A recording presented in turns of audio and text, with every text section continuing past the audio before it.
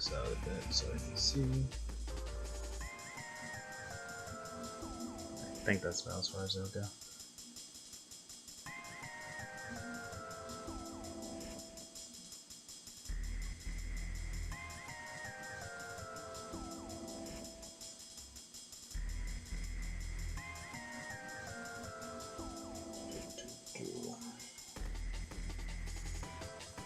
Post the link and then we can get started.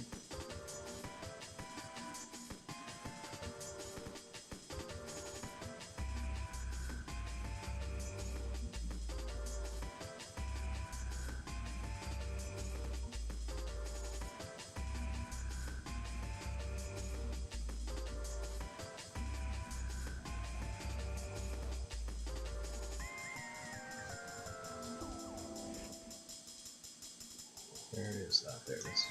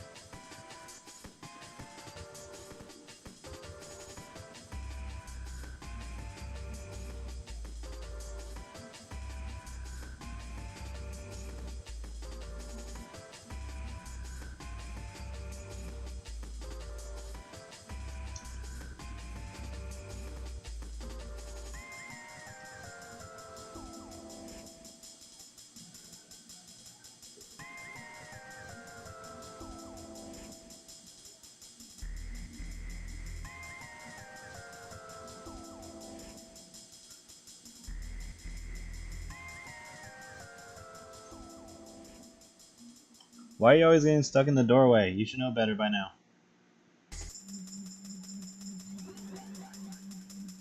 Use the window next time.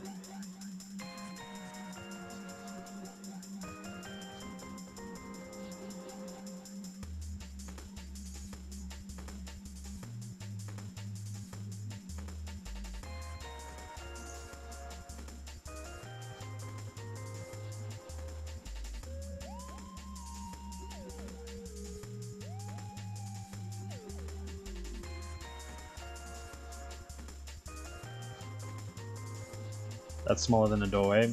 No it isn't. Shifty eyes.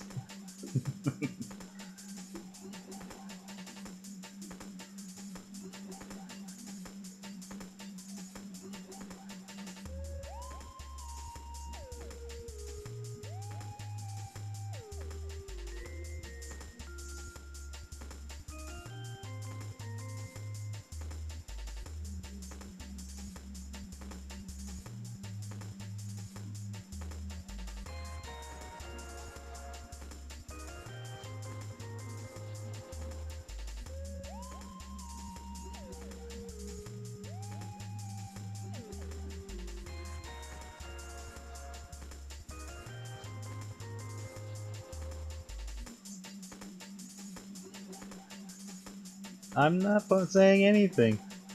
I'm not implying anything.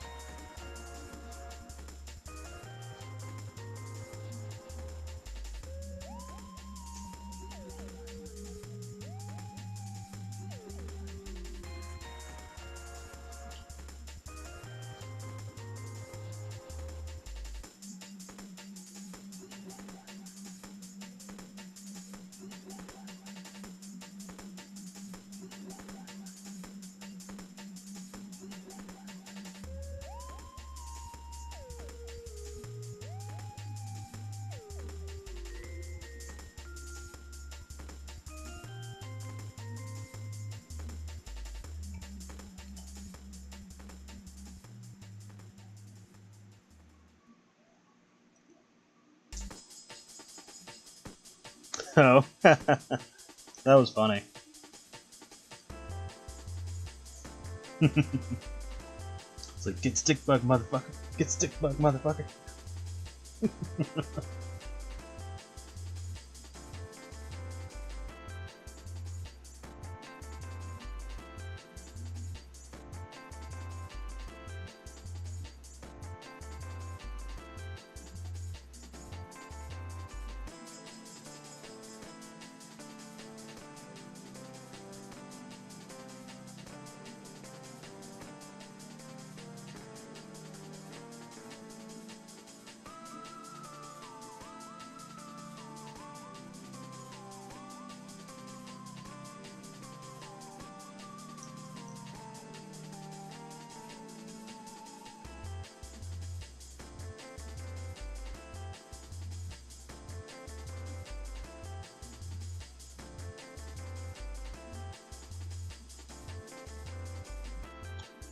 Happy Thursday. Yeah, it'll be interesting to see what they've actually done with it.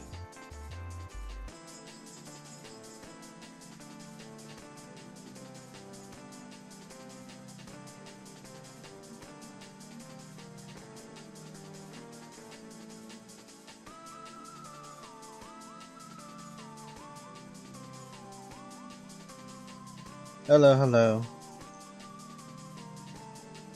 How dare you do the stick bug at me? It was funny and the timing was perfect. And yes, you do spy an apricot.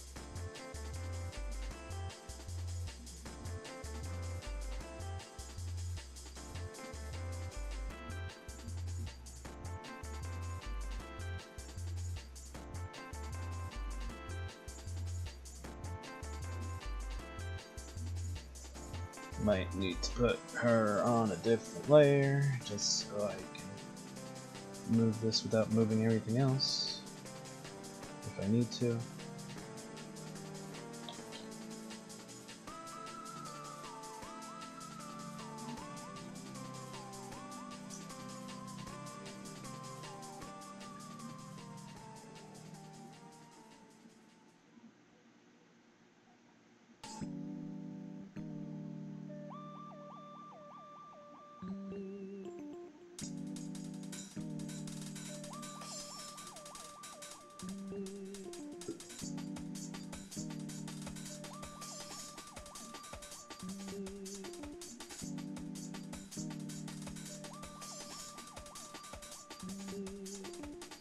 Oh yeah, I was gonna drop her in front of the fridge. Yeah, now I have to do that.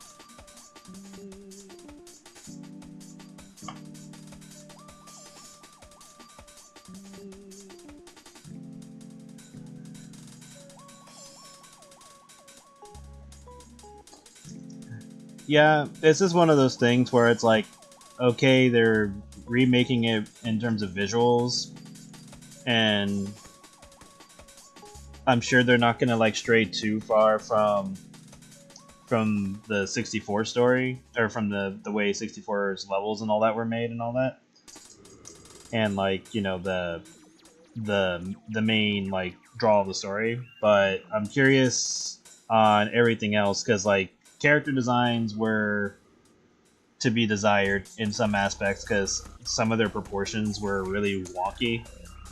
Like, it's fine if they have the animal feet and stuff like that, but like it seemed like the animal parts was way much shorter than the other parts of their body. But it'll be interesting to see how much is different and if there's anything extra other than just, oh, the mode is harder because you either take more damage, you have to kill more enemies to get the medal, or whatever else that would classify as hard mode. So I'm more interested in seeing if there's an actual difference between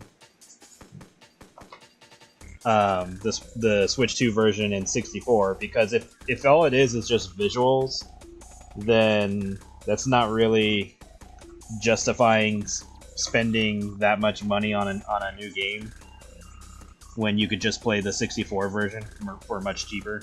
Or if you already have it, then you just play that version. Like, obviously there's going to be like the new cutscenes and stuff that they're adding, but if that's all there is, then you might as well just watch a YouTube video with somebody uploading all the cutscenes. If that's the only actual difference.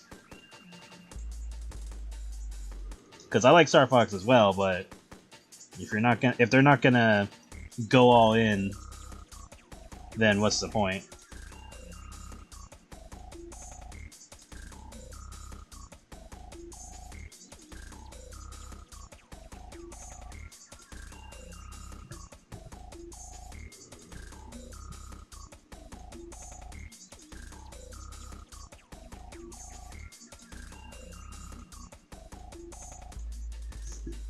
Star Fox Adventures is interesting, because again, if they don't make significant changes, then it kind of defeats the point. Especially since it was originally supposed to be Crystal's game. So, if they were to make a Star Fox Adventures remake, I would hope that they add in way more playable Crystal sections to the game. Because it sucks that you only play as her very briefly.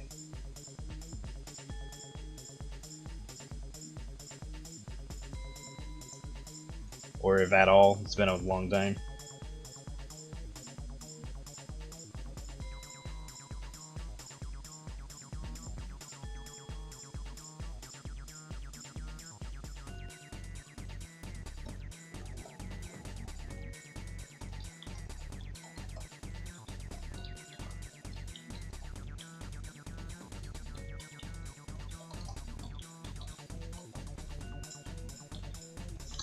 Honestly, if there was any game that needed to be remade, I would say Star Fox Assault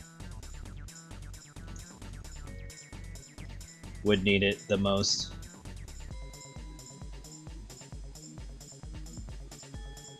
Because Assault is very, very, very linear.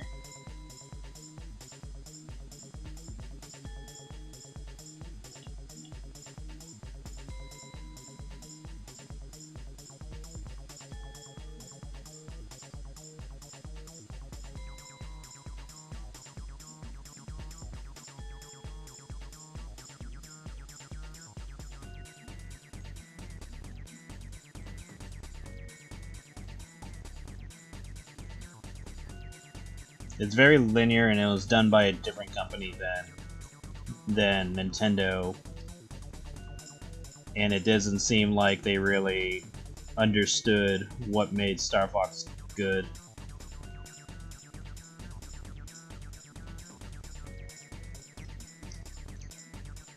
And even though we got Star Fox Adventures, that was like still a big departure from what makes Star Fox good as well. Like, I'm glad we got Crystal out of it, but I almost feel like we would have been better off of it with it just being like like having it be called Dinosaur Planet, have it solely focused on Crystal and how she's like, you know, saving her planet and blah blah blah, and then at the very end of the game, it's revealed that it takes place in Star Fox's universe. Like, that would have probably been better, honestly.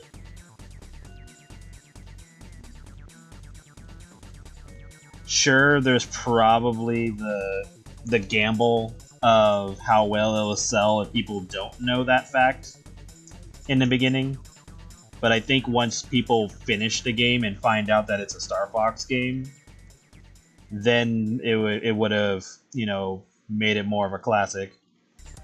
And then, you know, maybe they could add in some hints every once in a while in the adventure game, because, you know, hint that, oh, this Corneria or something, like, you know, there's something that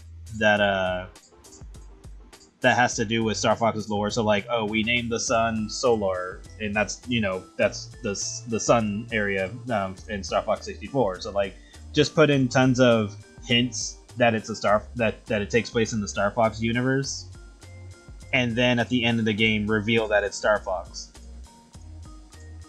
Like, could even have where Crystal succeeds in whatever the main story would be, but oh no, whatever area she's in, or like, let's just say hypothetically, she gets taken up into space because, you know, let's just say her planet's being, you know, invaded or something. And towards the very end, that's when you see Fox's R-Wing show up. And he has no idea what the hell's been going on, because Crystal's the one that's been, you know, dealing with the bulk of the problems. And then once Fox is there, you know, trying to figure out what's going on, the place is about to explode, and then he comes across Crystal, and he's like, you know, awestruck at first. And then she's like, hey, the place is blowing up. Let's get out of here. And he's like, oh shoot. And then they both get out of there. And then that's when he's filled in. And then you can include Crystal in like future Star Fox games and stuff like that. Like, it's better to. I think that would have fit Star Fox, fit the series or the game being in part of a Star Fox series more at that point. And then, I don't know, you can even add like a segment where you do pilot the R-Wing towards the end. So that way you get a little something like that, kind of like what happened in Bayonetta. So do something like that. And then there you go. But I think and then after that point, then you could do what Star Fox Assault did, where, you know, you're on foot and you're in the Star Wing at the same time, because there you're joining two different game styles at that point. But still keep the linear segments of the game where, you know, however you finish the mission decides where you go next. So there could be two parts. There could be, oh, save this area by piloting the R-Wing, and then the other part could be, oh, this area is under attack, but you still need to go deal with the R-Wing part.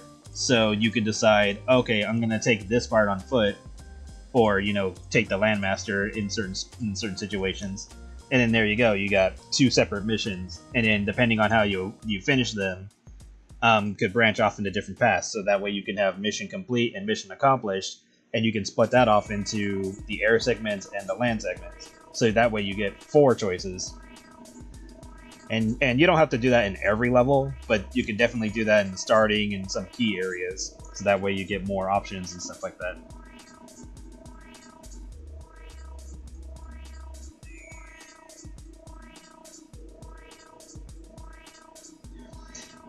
If it's a huge hit.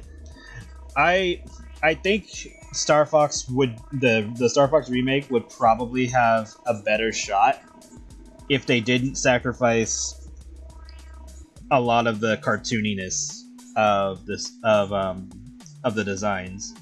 So, like, for example, they made the eyes a little bit too normal, I guess would be the best way to put it, like realistic. And that's because they're using the whole camera function thing to make it look like a VTuber thing.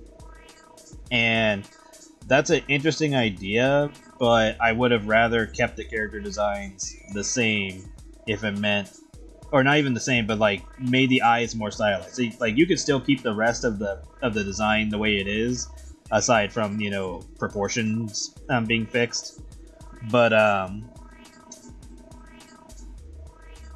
definitely make the eyes a little bit more stylized and cartoony to better fit with the characters. I would say Slippy probably has like Slippy and maybe Peppy.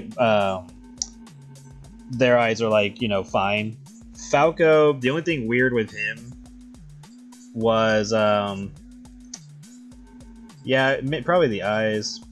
It was mostly the eyes with him. Like, I mean, sure, the chicken legs is fucking funny, but I can live with that because the big hands made sense. Fox is the one that seems kind of weird because the eyes just feels off.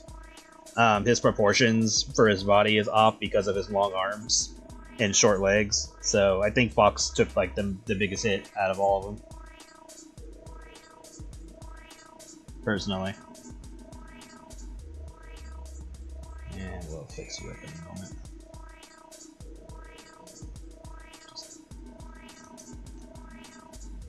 But again, I will wait to see how the game plays out when it comes out, and I'll decide whether or not I'm interested in it. But I do hope it does do well, just so we can get more Star Fox stuff.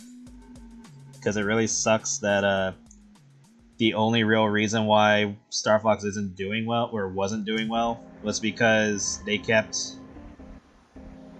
trying to do different stuff that takes away from Star Fox's identity.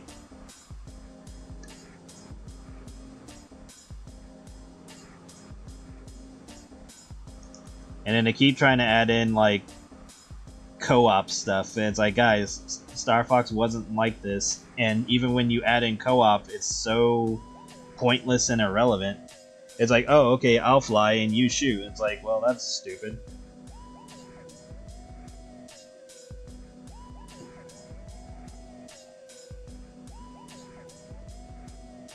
Like, Star Fox just wasn't really designed to be co-op in that way.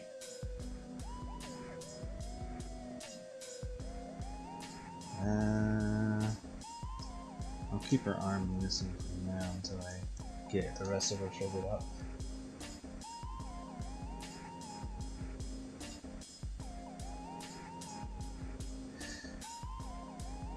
But yeah, Star Fox is just one of those games where it's like, they know people like it, but they don't understand why. I mean, nowadays it should be much easier. It's like, oh, furries, and okay, they clearly like the flying segments, but then they keep always trying to add in like the console gimmicks, like, oh, it's a Switch, that means you can, or in the Wii U's case, it's like, oh, you use the second screen to do all this other stuff, and people are like, we don't want this. Or it's like, oh, for co-op, you can have the other player shoot. It's like, then why? What is the point if I'm not the one shooting?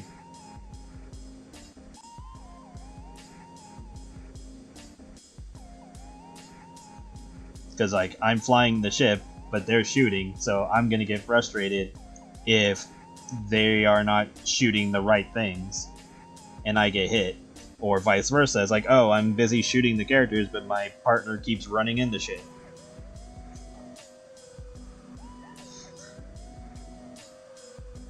Oh yeah, where's that chocolate cake? That was funny.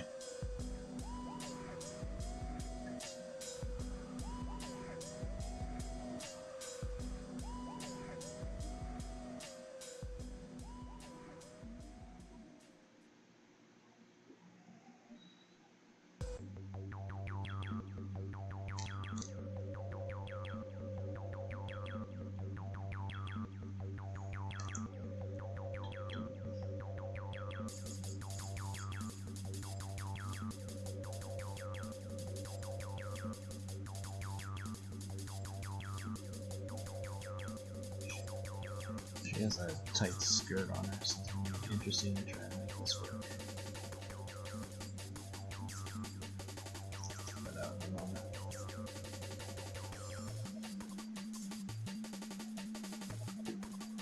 Just have red eyes.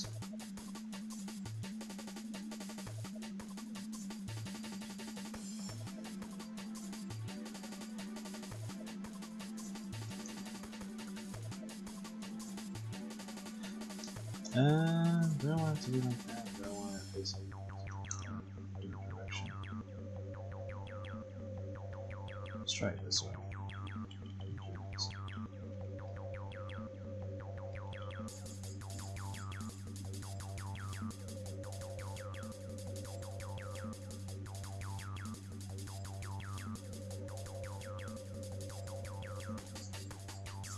I'll flush it out once I get there.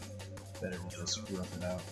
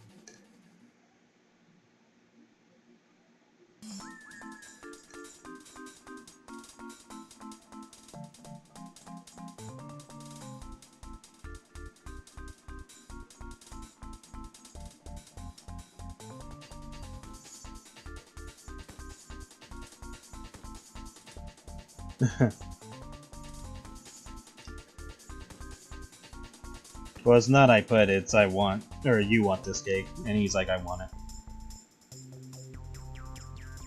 Ta-da!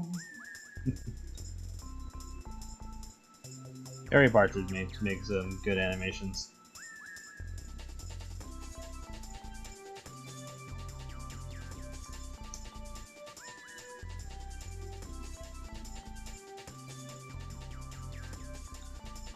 Hello, Pablo.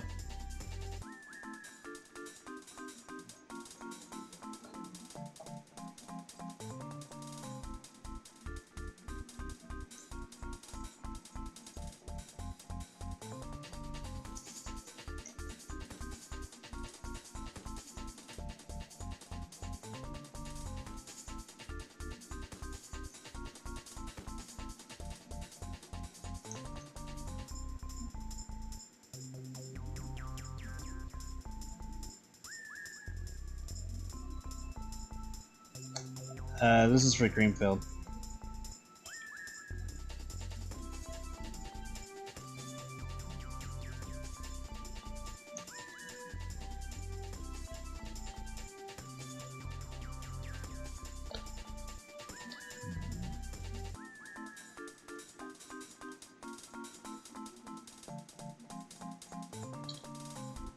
Yeah, this one's gonna need some adjustments. Okay, I definitely know what I want.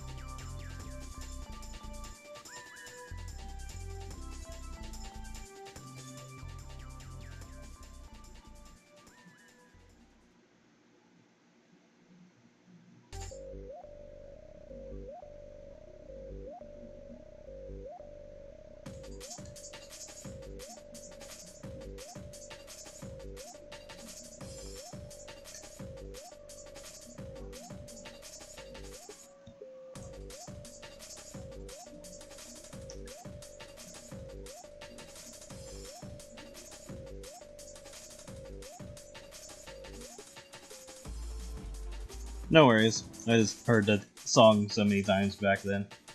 Plus, it's based off of the movie. I forget the name of it, but it has Nicolas Cage in it.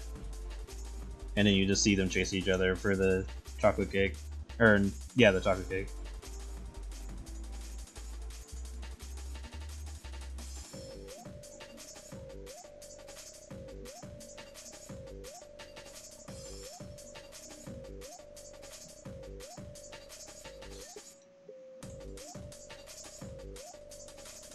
And that is a bot.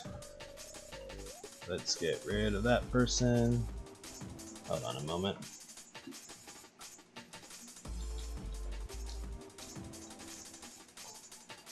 Do.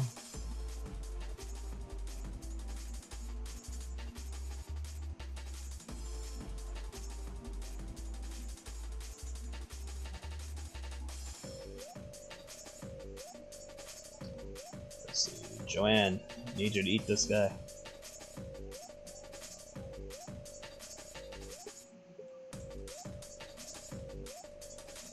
And they've been eaten. Nom nom nom.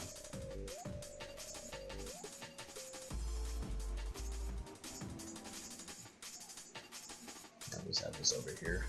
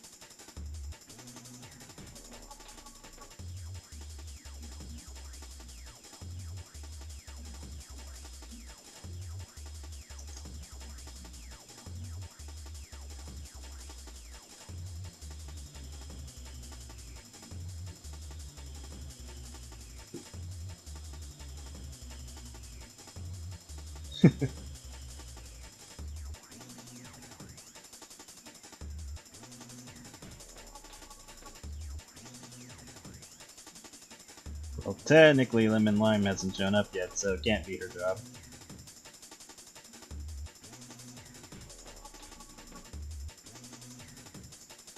Even though she shows up at the bonus page of the first episode.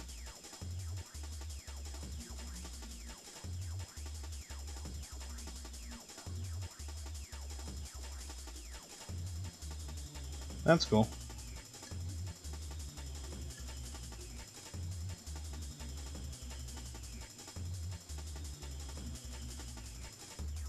Hope everyone's having a good evening or day.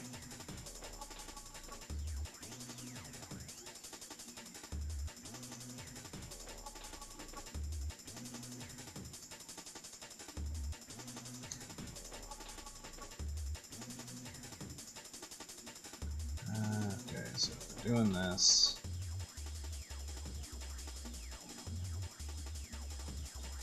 Let's see if I should change the angle a bit.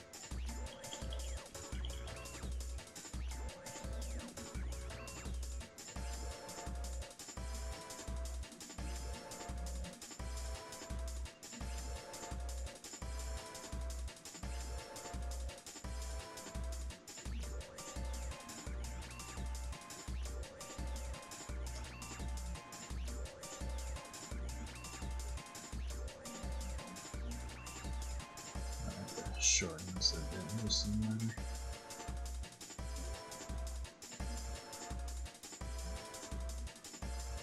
just feels a little too tall.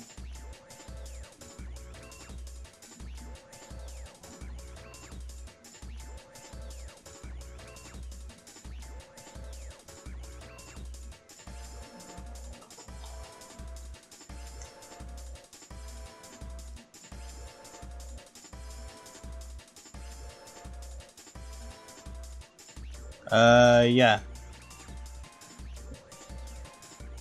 Right now she's on hiatus with her Patreon. And it's probably just because, you know, she's animating or doing whatever on the side. I would assume just like IRL stuff.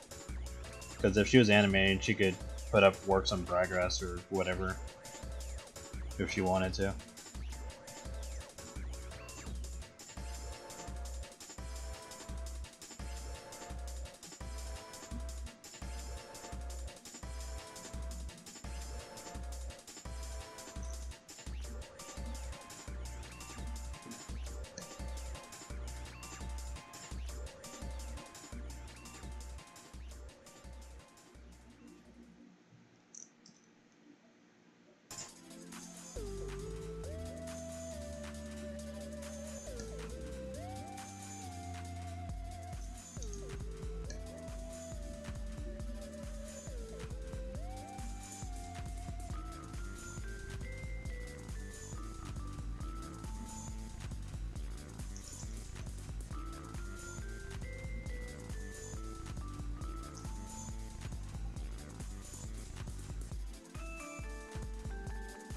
Saturate this part.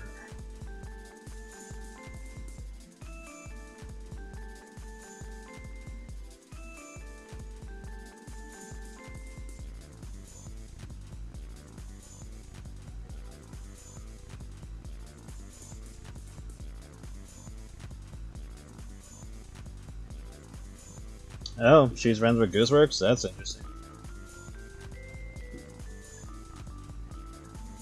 I did not know that.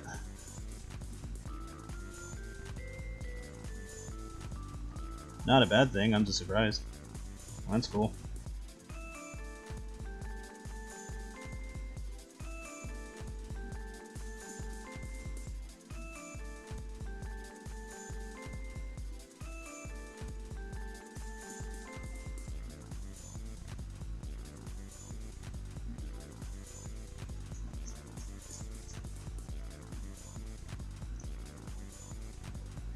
But still looking forward to Lady Luckfate's own stuff.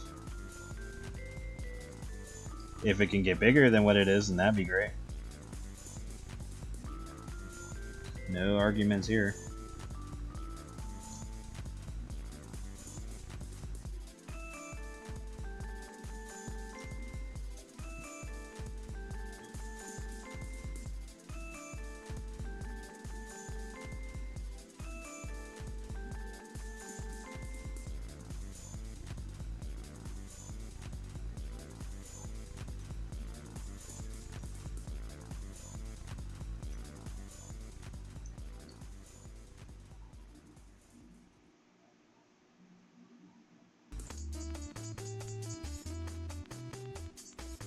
Ah, good to know.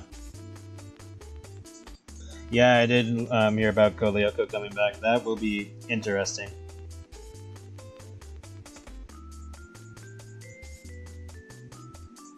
Because I know it was going through like legal hell for a good while.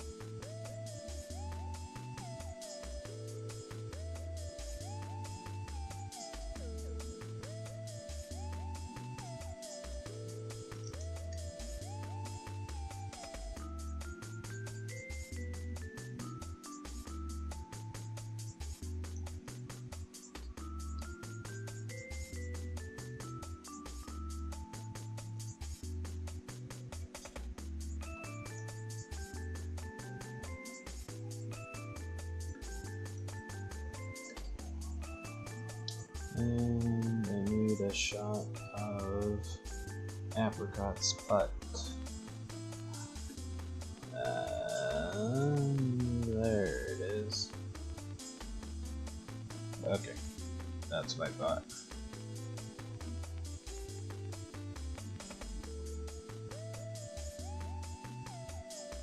Because our skirt is right underneath the cheeks.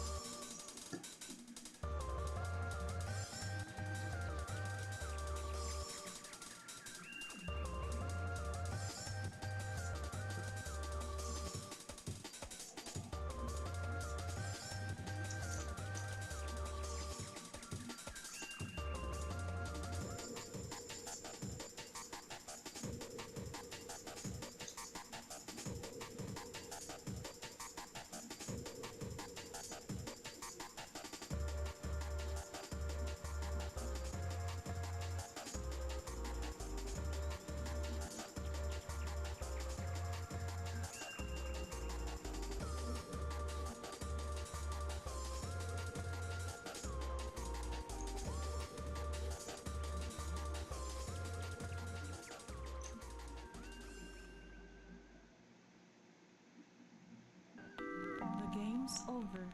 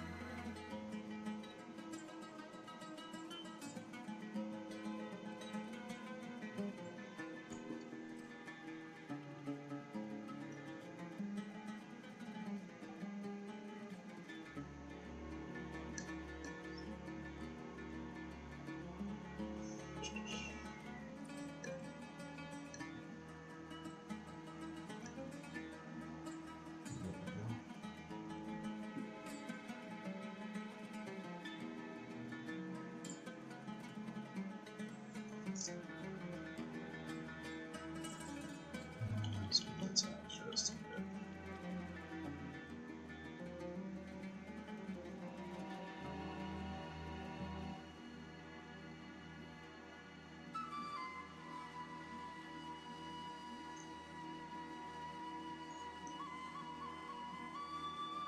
Thank you.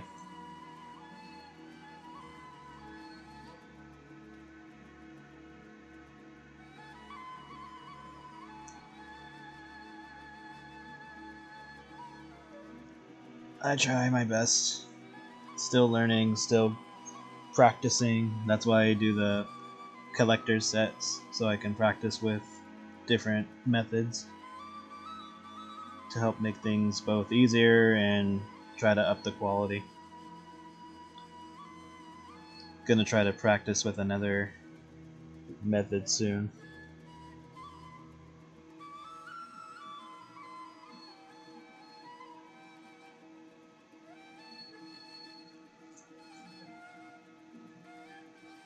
But yeah, I went through. I was looking through the characters. I was like, you know what? I hadn't done anything with Roy, like at all.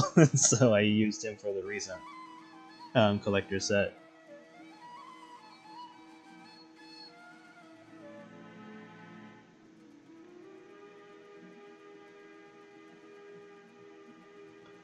I think the last time I drew him was in the Captain Star outfit in the special edition. What I think of Yasmin? I think she looks cool. I do hope they bring in more Street Fighter 3 characters because Street Fighter 6 takes place after that. And so I hope there's like more expansion on those characters. So that way they weren't just like one and dones. And I understand like not every character can return, although due to the issues Street Fighter 3 had in the past, that's why all, or maybe not all, but like a good chunk of the original characters from Street Fighter 2 constantly come back now. But yeah, like hopefully characters from Street Fighter 3 don't get left out.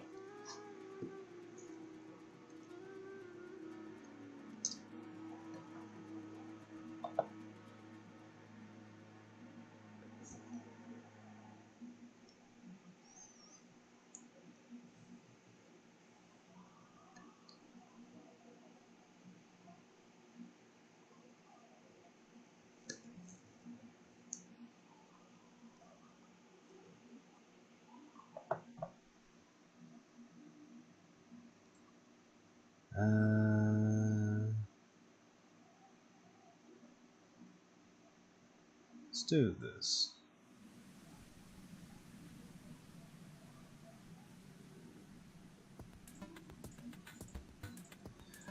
Yeah, I could see Makoto not returning because of Yasmin, because Yasmin kind of gives off Makoto energy. With like, because she feels like a mix between Makoto and Ibuki. So I could see either of them not coming back if that were the case. Dudley.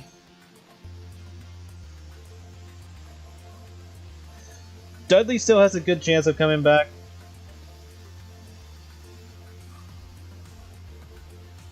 Like for me, I would really like to see, at least from Street Fighter 3, I would say characters like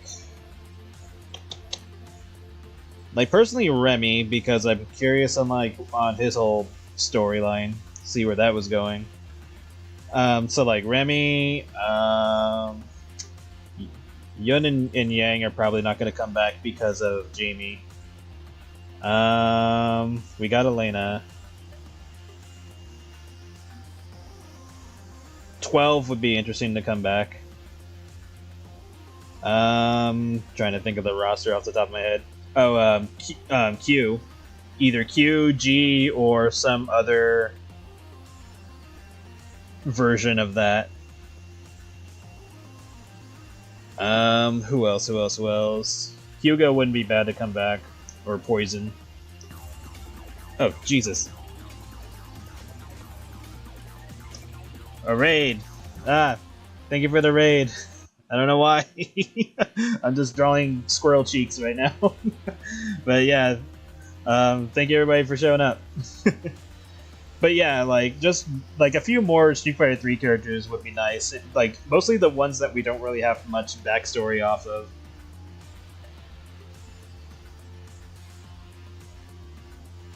Beat your saber on the daily, ah.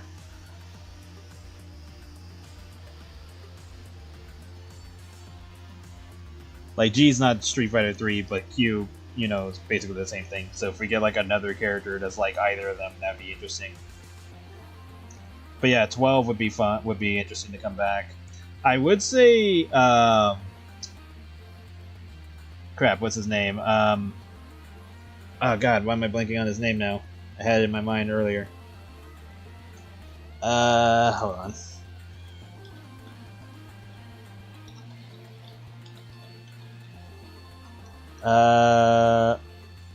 No, not you.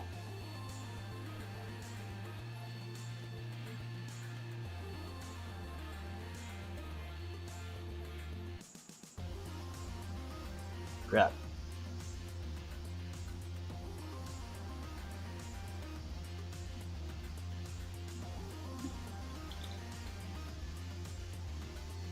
Hold on a moment. Here we go.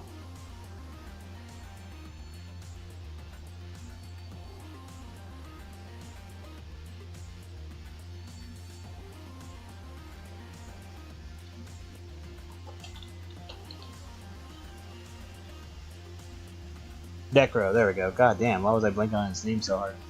Like, I wouldn't mind if Necro came back, but we kind of already have Dulcim, but he would probably be one of the easier ones to make return because they already have like the character data, so they could bring back Necro if they really wanted to. But he's probably like on the towards the bottom of my list to return. But definitely Remy.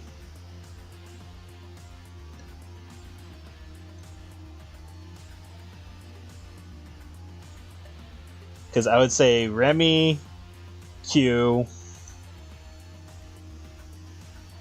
Hugo, Sean, definitely. We need Sean. Sean not being there seems very weird. And I would say that's about it, unless you feel like bringing back Gil, because we already got Alex, we already got Elena. So yeah, pretty much them. It feels like they combined Ibuki and Makoto to make Yasmin, so both of them not returning would make sense. Udian, I could see Udian coming back.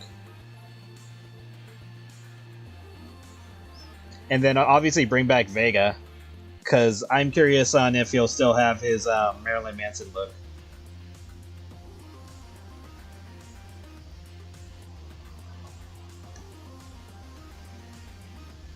Because he went all goth in the lore of his character.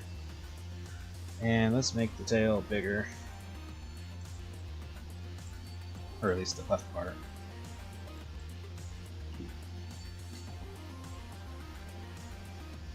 There we go. So yeah.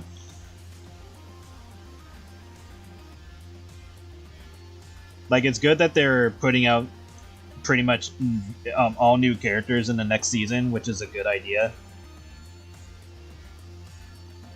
Because you want characters that represent Street Fighter 6. Because technically that was what Luke was for. Because even though he shows up in Street Fighter 5, when they put him in, they said that he was supposed to be a character from Street Fighter 6. But they just threw him in there early as like a hint at how the game was going to be in the future. Which is good. Like, I'm glad they did that. That would give us something to look forward to.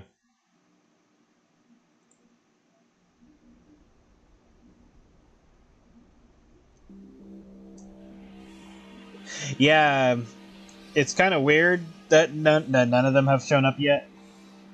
Especially since you have that one guy with the dreads show up in the World Tour mode. So it kind of feels like a weird missed opportunity.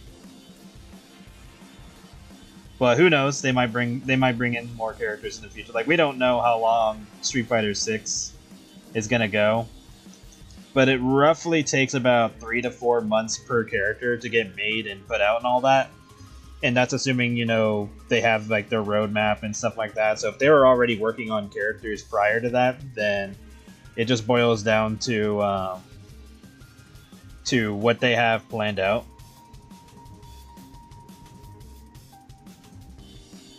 So hopefully we get more characters from that as well, because like the closest we have is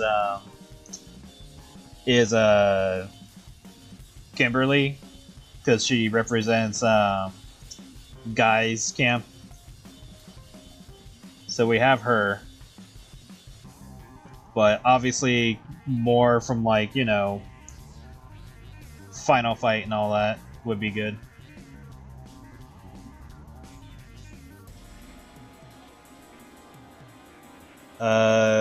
Crushing Force, is that the what's his name? Oh my god, why am I blanking on his name? I am bad with names. Hold on. Yeah, Cat. Damn. I really need to get better at memorization with names. It's one of those things where it's like if it doesn't like stick around with me long enough, then I don't remember the name, but I can remember like the concepts and stuff like that. It seems fun. I would like to try to do something like that at some point. Whether or not that happen is up in the air, because you know, I can only work on so many things at once. But yeah, I think the game he's working on is cool.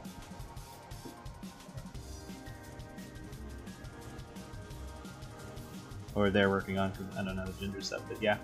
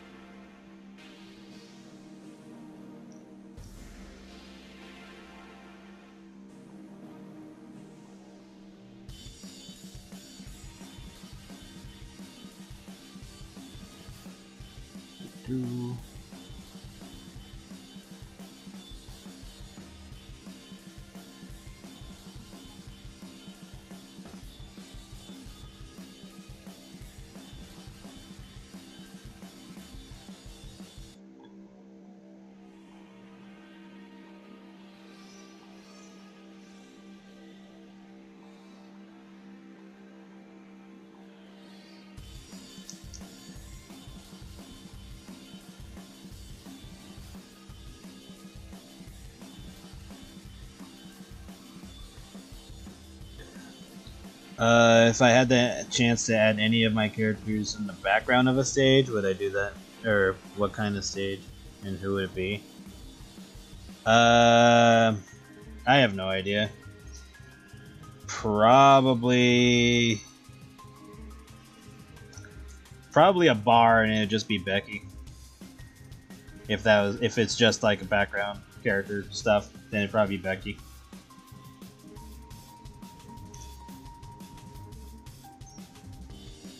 Becky getting drunk at a bar.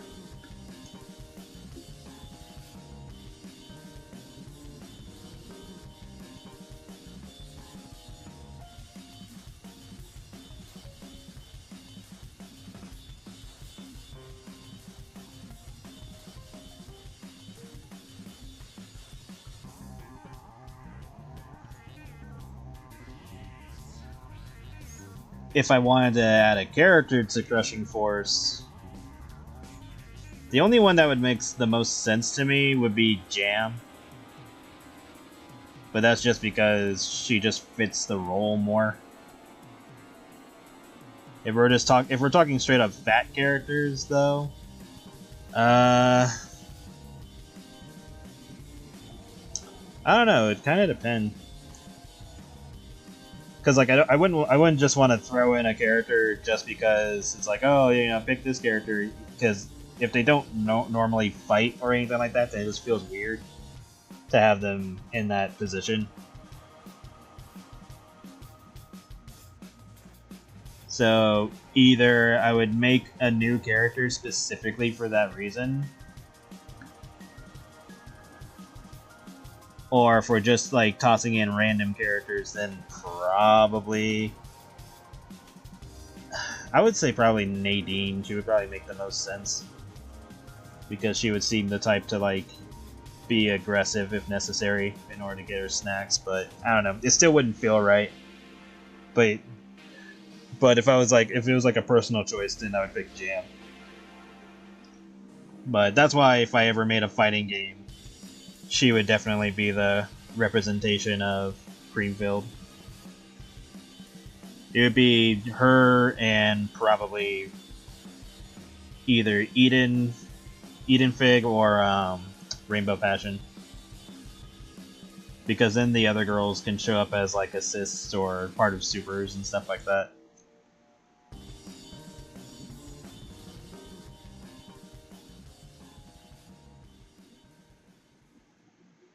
That and Jam is just like the most capable of them if she was involved in fighting.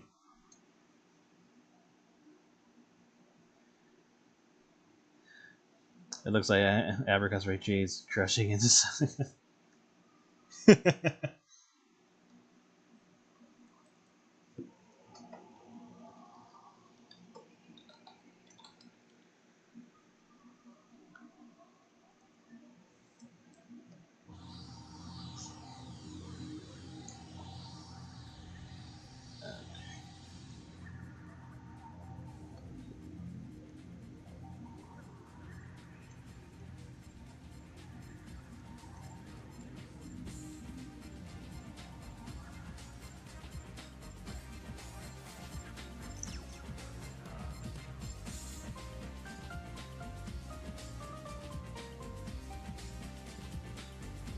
Might as well put this here, just in case.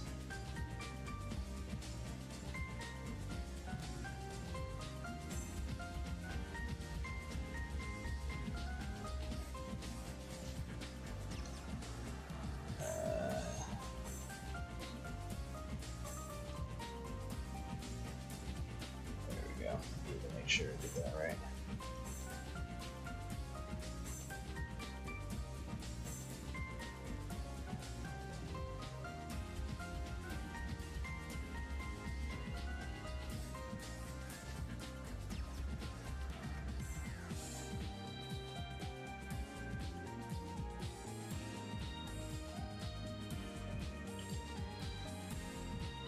But yeah, if I made a fighting game with my characters, I would try to pick the most prominent ones from each series. So like, if I were to have a character represent, I mean, it'd be several characters. It wouldn't just be one. But like for example, it would likely be Skylar fighting if I was picking from like either Black Circus or iHat, and then Marcy would be part of his like specials and supers and all that. Mostly in a comedic form. But then if he was gonna have like an evil version, then that would be like the Devil Chef version. And it'd be like more status element stuff, or status effect stuff with his abilities, rather than focusing on weight gain related stuff. Although weight gain could probably be like a finisher or something. I don't know. Whatever. If it's possible, I'd make it like a finisher. Or some kind of like game mechanic where the opponent is slowed down for a while.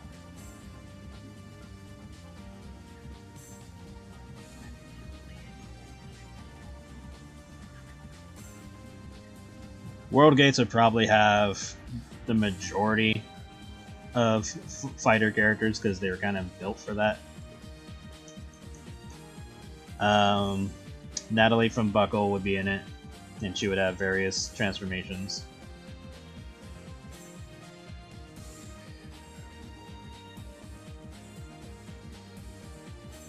Either she would have various transformations, or her attacks would make her transform briefly into whatever ability she's trying to use.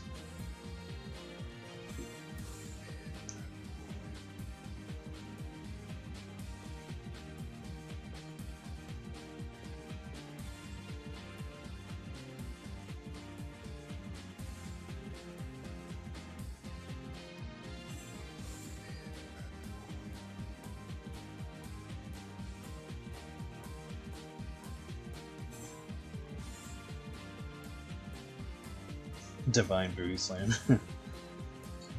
For Jam, if I were to like have her design as like a fighter, she's mostly a kicking based character, and like of course I would add in something where her ass is involved, but that would be like more of a accidental move on her end because she wouldn't like use it intentionally because she just doesn't think that way.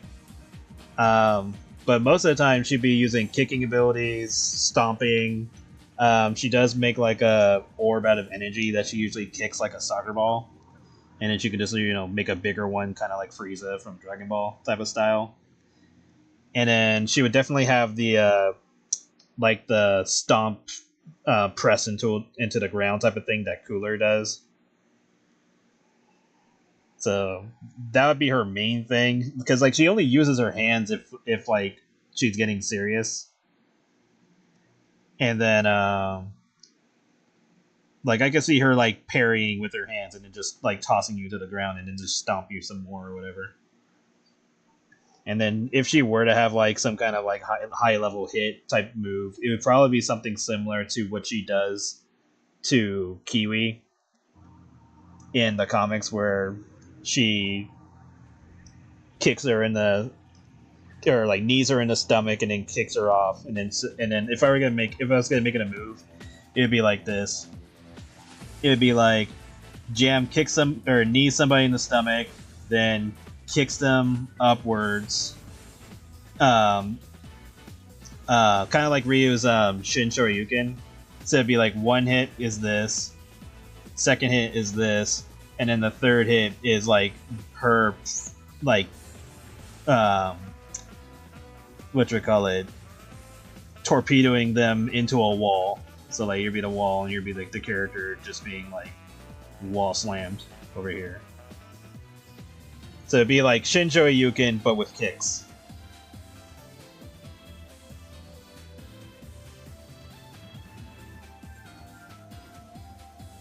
And then I don't know, her level 3 would be like the gigantic ball that she throws, and then she'll just create another one, do like a flip kick to just smack it like a soccer ball, and just chuck it into the big one, and then it just explodes.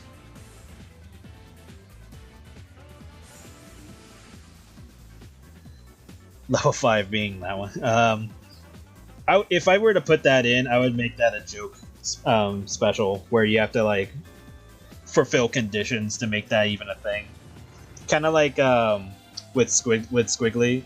There's Squiggly from Skullgirls, where if you do her taunt, get both her stances charged, and then do the Raging Demon but in reverse, because the commands is in reverse, then she'll perform the Raging Demon. So I would make it something like that, where you have to fulfill certain conditions to get her to use that as a super.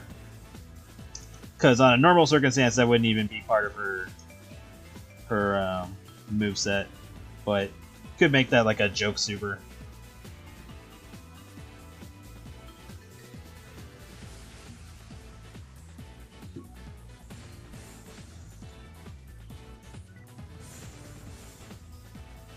Hip checking them the next week.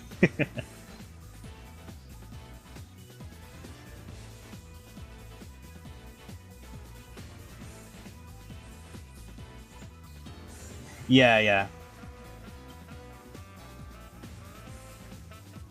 But yeah, like for the most part, Jam would use her legs, but she's not like against using her arms, of course, or her hands. So obviously, she would still have like light punch, heavy punch, and stuff like that if she deemed it necessary.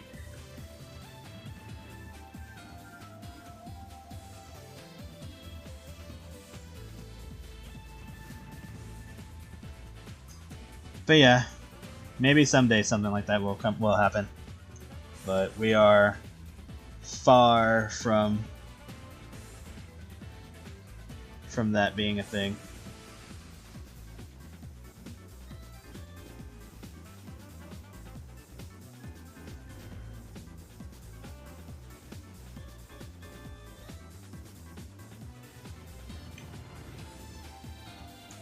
If it was an RPG, if I were to make an RPG, then like, let's just say in the style of like Disgaea, or at the very least make it so like it's like Disgaea sized but plays like a regular RPG type of thing, then more characters would be doable. So like probably the entirety of the Creamfield cast would be a thing. As like playable characters. And then if it's like in the style of Disgaea, then I would say each of them are probably likely to get like a big super or big special attack. It would just cost like a lot of SP to use or something like that.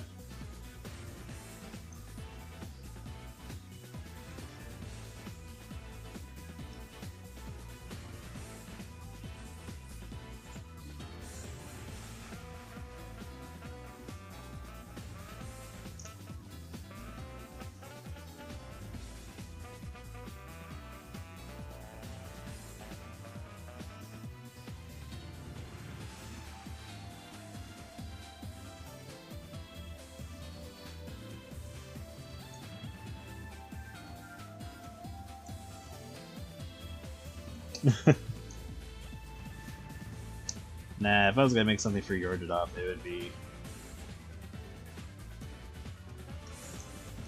something more specific to her. Plus, I kind of already have that mechanic with Skylar and Nadine. Of course, they don't directly equip, but they kind of perform that job. If I did have it and made something like that, it would probably I would probably require Yorjadov to be in play to balance it.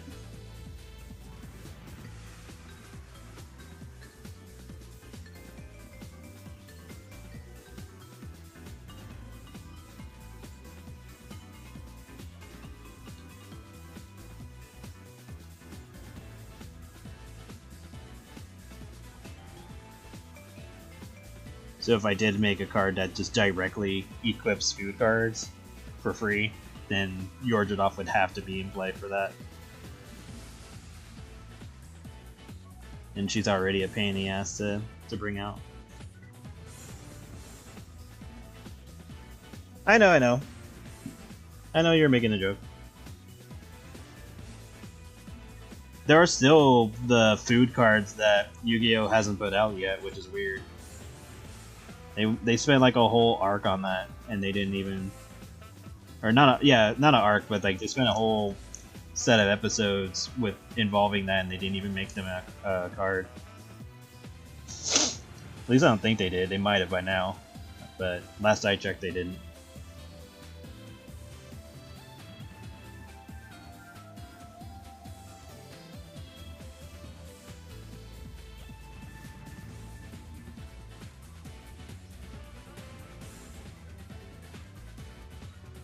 Oh, no. I'm streaming on Twitch and YouTube at the same time, so there's two different chats going on. So you're seeing both chats at the same time.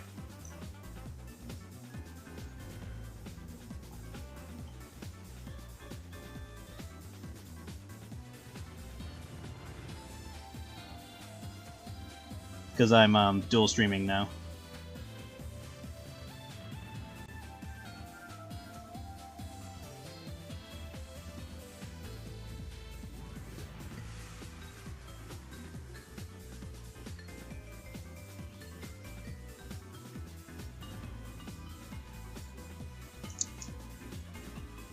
Yeah, I started doing that last week. And I just haven't been able to stream too much of this week. I might be able to stream more next week, but gotta make sure my mom is doing good first.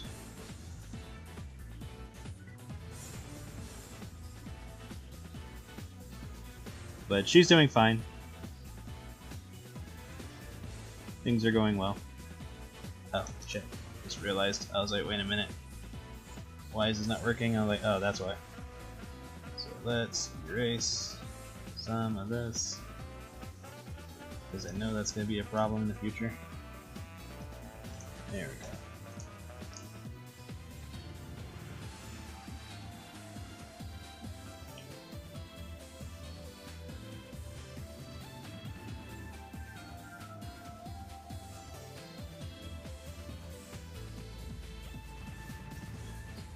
There we go. It's time to do.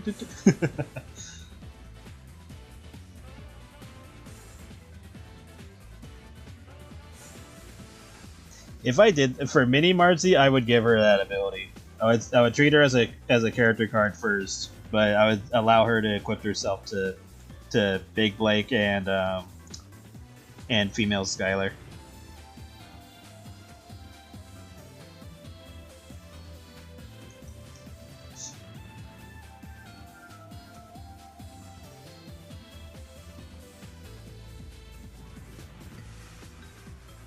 And do whatever weird effects that I could think of. I just gotta remember to do that if I ever make her card.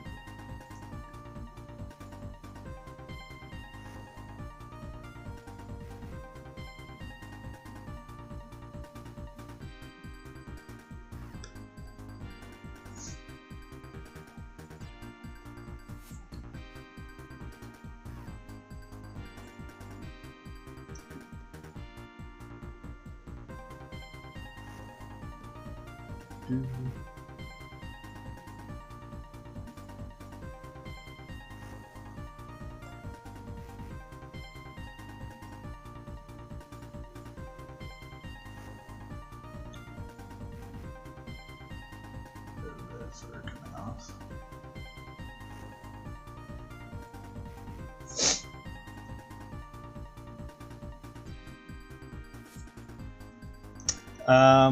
Plum getting ready for her day, so she's grabbing her purse and then greeting her sisters, and Apricot's just the first she come across. So giving Apricot a nice ass slap, and you know Apricot's a masochist, so she's into that.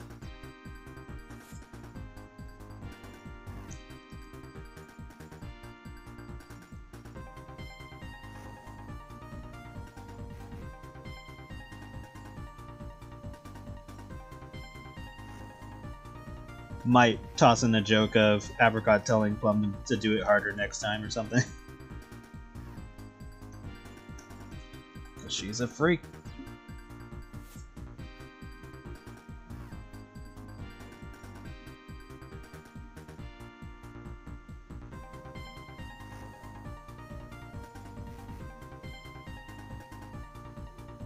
Yeah, just add in a little bit more of her hair and she's pretty much done.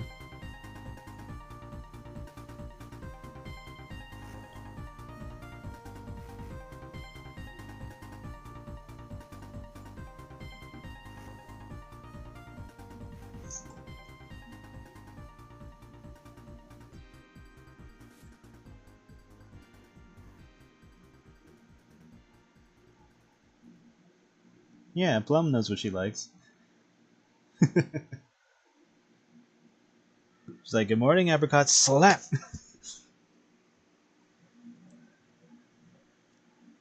Would be funny if it actually hurt Plum. She's like, fuck!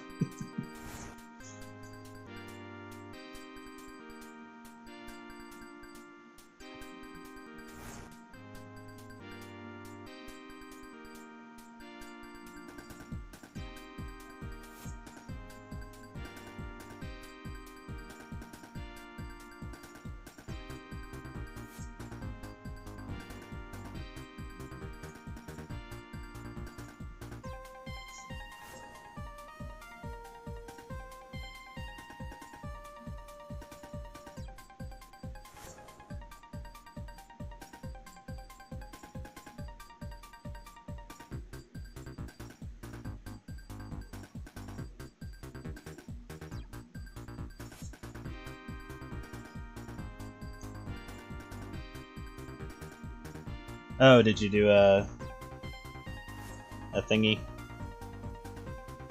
Oh, you did. Okay. Do. And I still need to make the bottle for her. Because I was originally going to make a bottle of alcohol for her. One of these days we're going to spend time making skins. Or a new character to hang out with. So I'll give her the coffee mug.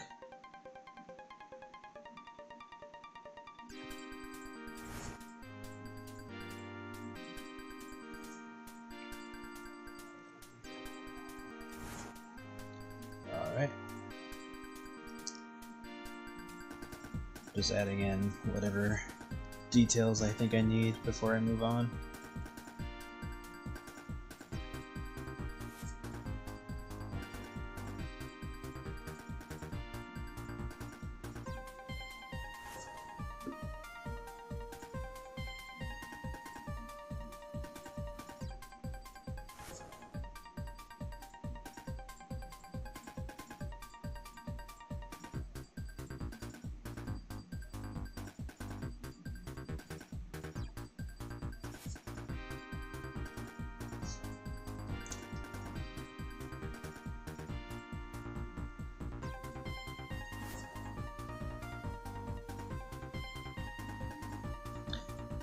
Oh yeah, yeah.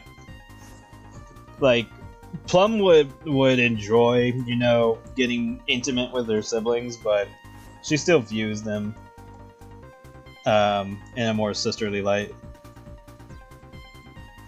Like when it comes to Apricot, it's like she's just more of like a sister vibe with Apricot specifically. With Kiwi, she's like, oh yes, I can go for that flat booty. And then when it comes to Jam, she's like, ah yes, like that's like the holy grail type of thing. With Raz, I think Raz she sees her in more of a sisterly light too, like more of like someone to hang out with and chill. Apricot is just like, you know, the adorable mentality. So mostly just likes to give her a good pat on the butt.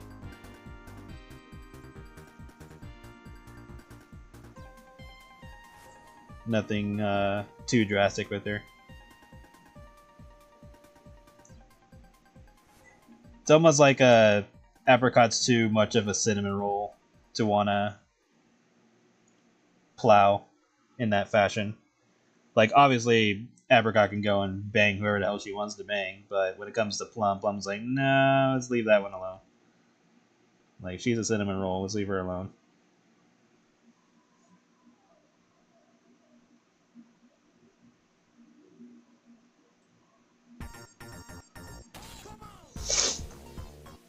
Apricot, you should do me dry.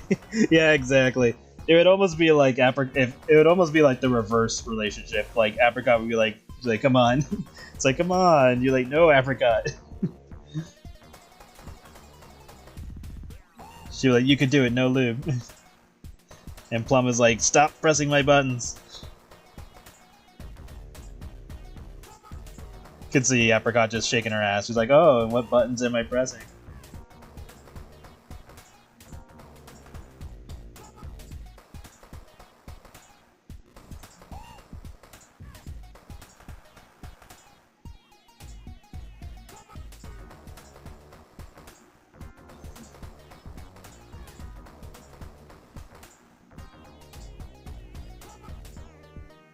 I would say Plum tries to go after Kiwi because Kiwi will just straight up deny her every time.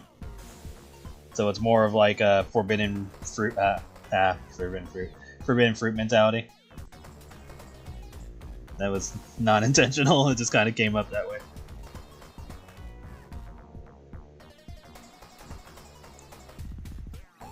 I think that's why it's like the same fashion with Jam, but Jam is worse because Jam has the fatter ass. And so that just presses Plum's buttons even more on that end.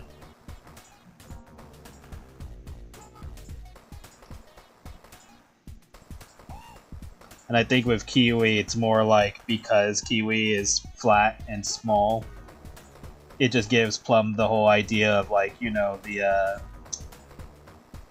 the what's the word I'm looking for? The bulge look. It's like, oh, she's so small, but here's this big bulge of her big dick type of thing going on. So it's like that mentality.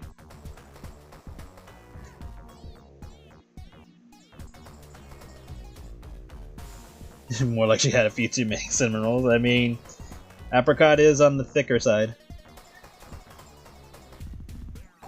Now I just see Apricot teasing Plum after Jam locks Plum. Divine Chastity. Oh, that would suck.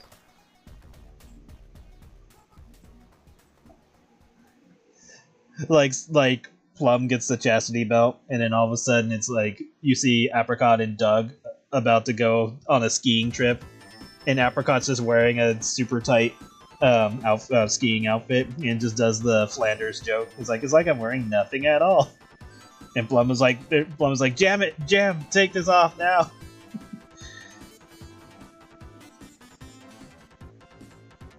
And it'd probably end similar to what was that one cartoon? China Company or something like that. I forget what it was. China University. It was like something with China in the title. I forget what it's called. It was on Adult Swim. But there was like an episode where a guy was wearing a chastity belt because, or was he wearing a chastity belt? I can't remember if he was wearing a chastity belt or if he was just holding in his pee because he was like told by like a cult that going to the bathroom was like a sin or something like that. And so he just filled up with piss until he had to break out a friend. China, Illinois, I think that's what it was called. There we go. Yeah, there he goes. China, Illinois. But he like freed one of his friends who was stuck in a cage, but he like filled it up with piss until it blew up. So it'd be something like that where Plum has been holding it in the entire time, and then finally it just bursts and just a shit ton of cum.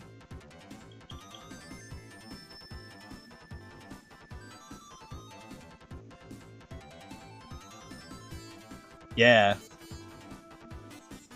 Question: would it be on purpose or as usual? She does it unknowingly, which it would be Apricot doing it unintentionally. Because again, Apricot's in the ditzy bimbo category. So it definitely would not be intentional, but Plum would definitely assume that it was intentional. She would be like, she's got to be fucking with me, right?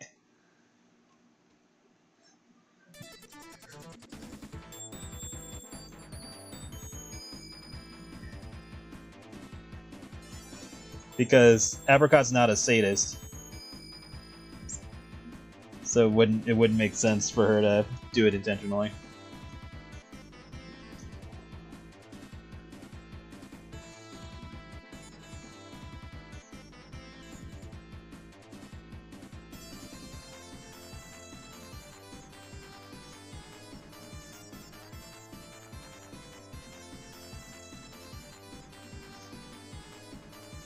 Alright. So got that. Now just need...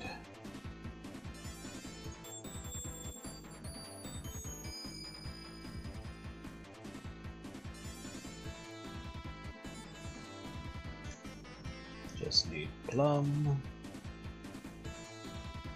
I'll probably close that.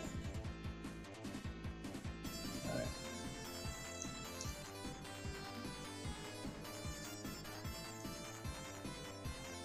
The only problem is that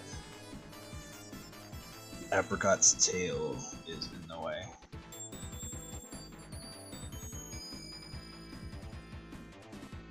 But I think I can manage. Worst case scenario, I just make adjustments to account for it.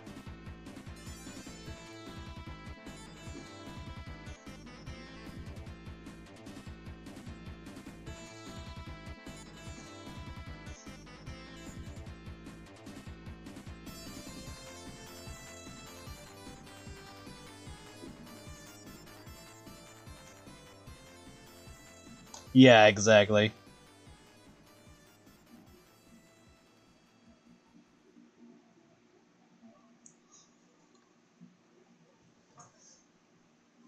Well, I mean, MJ did work on um, the music, or at least people that represent him did.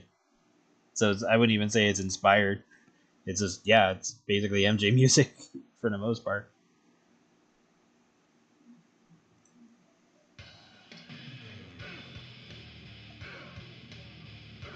Apricot, yeah. That would be worse. Just, Apricot just being herself, and Plum just like she's doing this on purpose, right?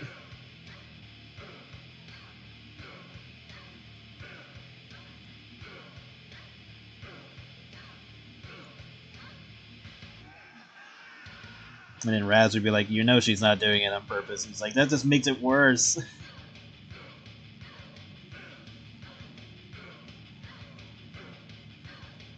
It's because Apricot's oblivious that it makes it even more sexy.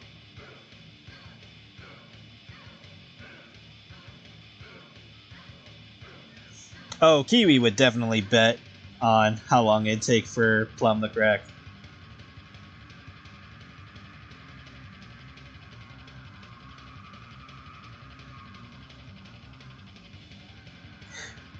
Yeah, it would have been cool if he had stuck around longer, but at least like half the music does sound like his work. So there are parts of the game that do sound like it's from, especially the mini boss, where it literally has his voice. So I'm fine with what we got. And plus, it's not like Sega really has had an issue with him, because he shows up again in Space Channel 5 as an actual character, as Captain EO. So I think we're good.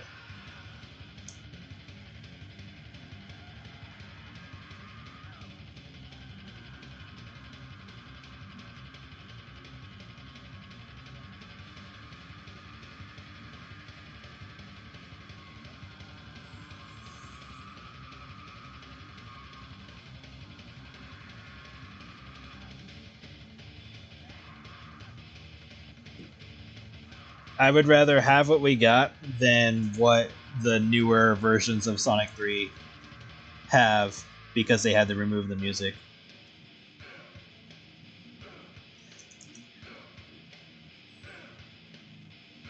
Because think about it, if it wasn't MJ music, then why is it being removed? I mean, obviously licensing and, well, not licensing, but copyright nonsense, but still. It's one of those scenarios where it's like, that's kind of weird.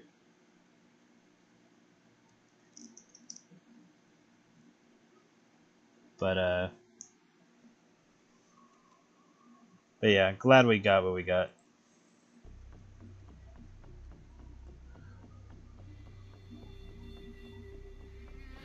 Jan would just be sitting, sipping tea until she thinks Plum learned her lesson. Well, there was one. I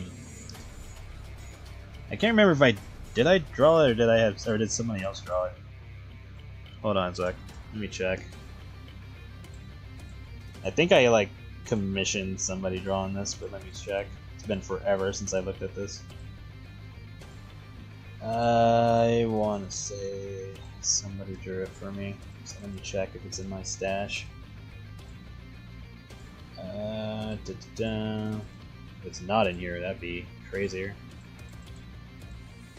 No.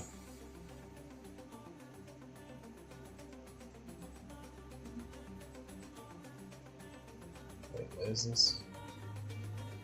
Oh. No. Some of this I don't even remember saving, but I have it. No.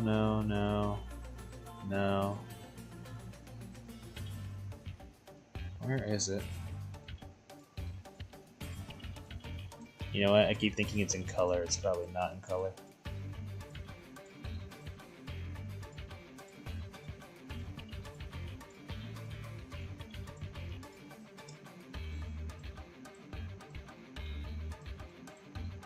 Oh, is this it?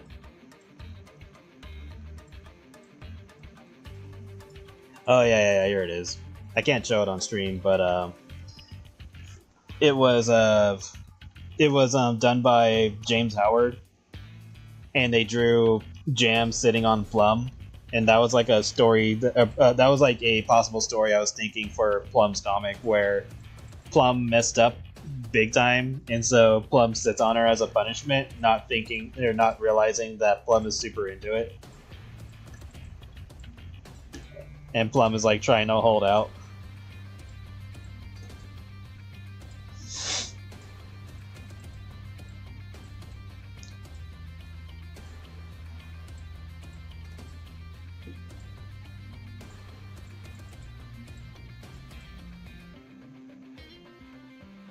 But yeah, I can't show it on stream, unfortunately.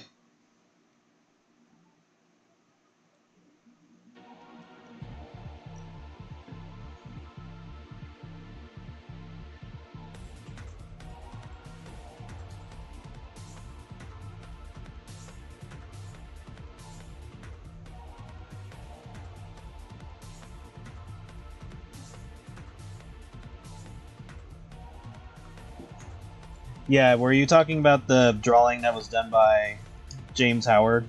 Because that's the one I was thinking about.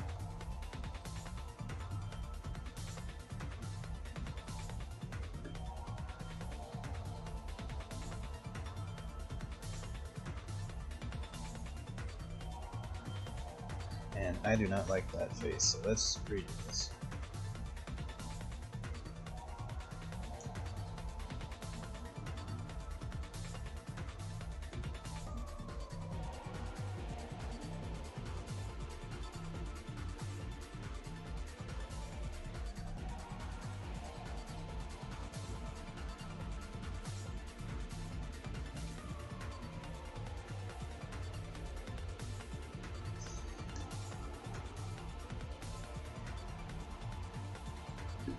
Yeah, I think that's the one I was talking about. Let me check again real quick. Because I think it was done by James Howard.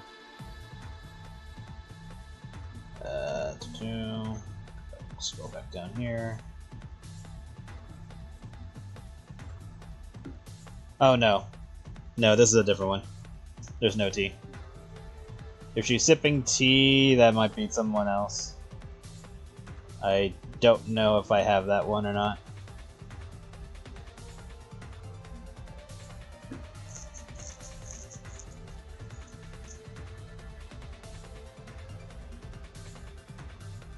Jam's gotten a decent amount of fan art.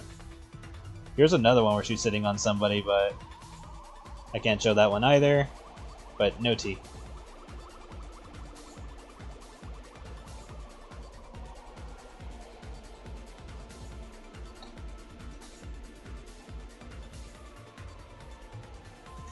But yeah, I have one by James. That was a fun time.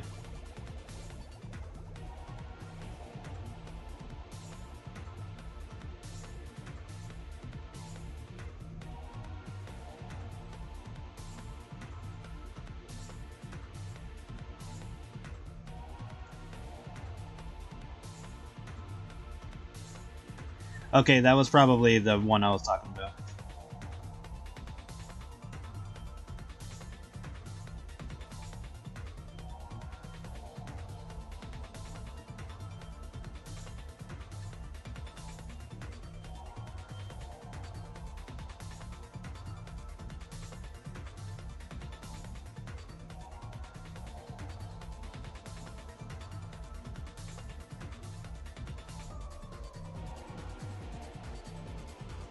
Oh yes.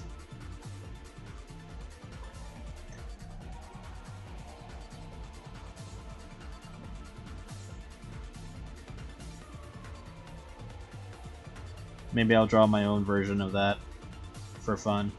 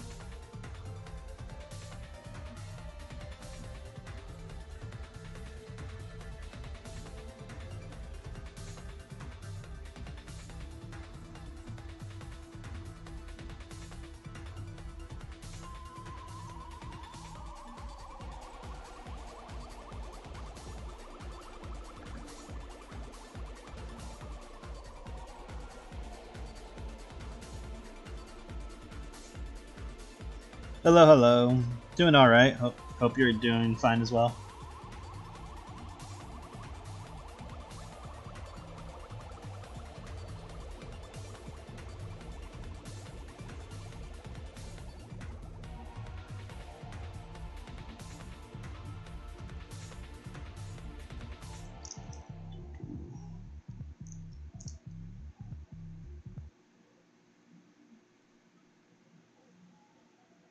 Let me just text my mom, making sure she's doing alright. She might be asleep though, but I'll text just in case.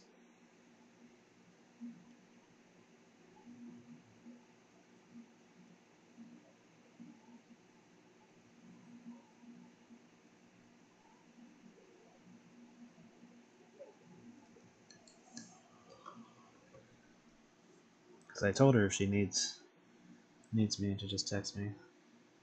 Oh, probably put on another song. Let's do this one.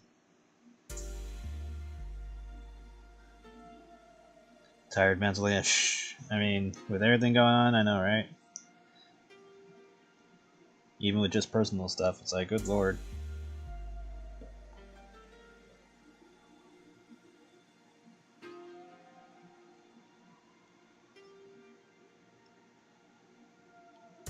It's funny because Plum is a wolf character, but she's got big ass fox ears, fox-like ears. And I think it's just because I like roughly based her off of Tiffany's design. I used Tiffany as a base. Not like a typical base, but just like referenced her as like how I would draw her. But she has the big ass ears. And I just didn't feel like changing them. I was like, she's got big ears.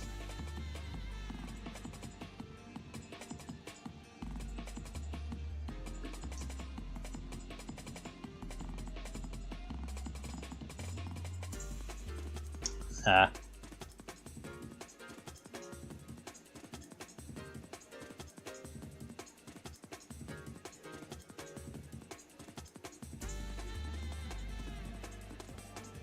Alright. This angle.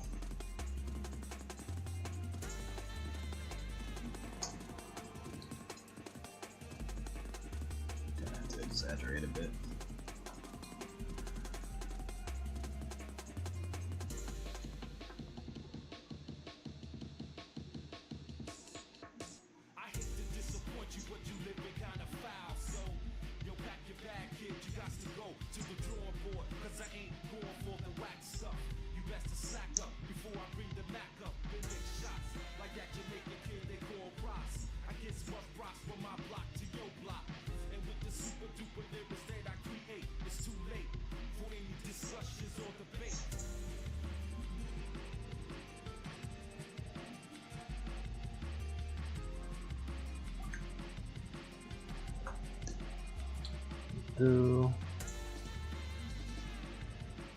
And she says she's good.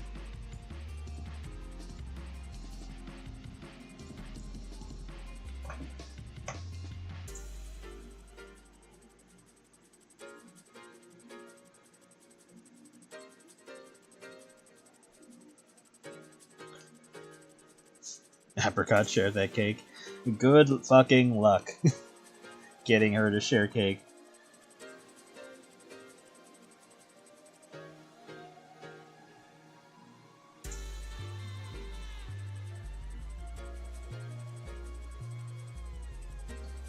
Although I think if she's had a good amount of cake already, then she'll probably be more willing to share. But she is definitely jumping in as soon as she can if cake is involved. Plum likes cake too, just a different kind of cake. But then she also likes actual cake.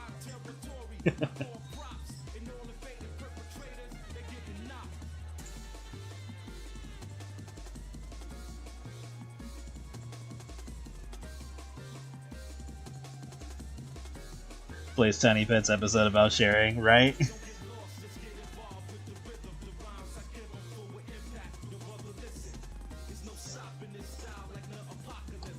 that would likely get her to do it.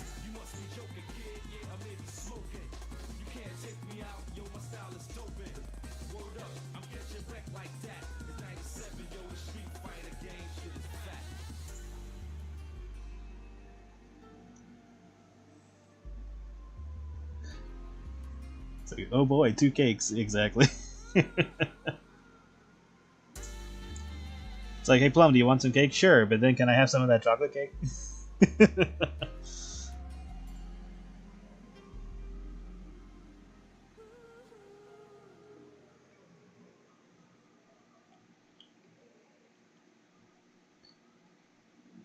She'd be like, sure, but then give me a piece of what you're holding.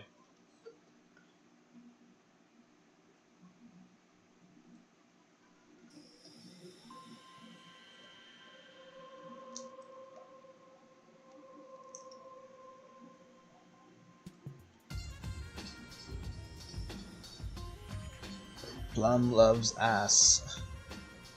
And she's in the hyper category, so you can only imagine what she wants to do.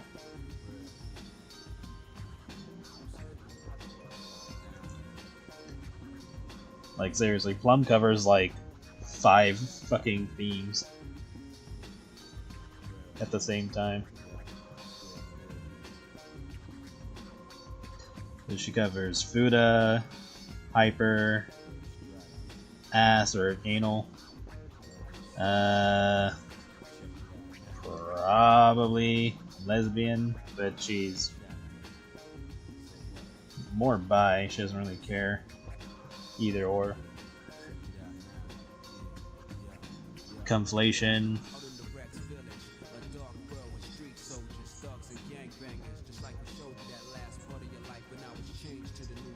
Whatever else I'm missing.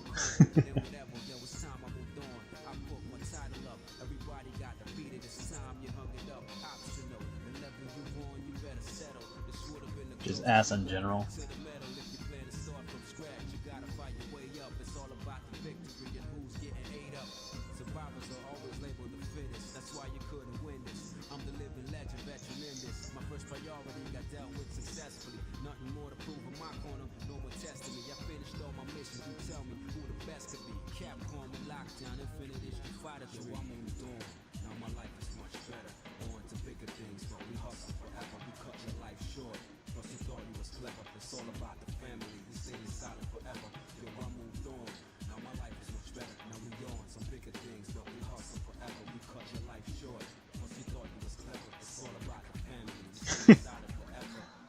Yeah, pretty much.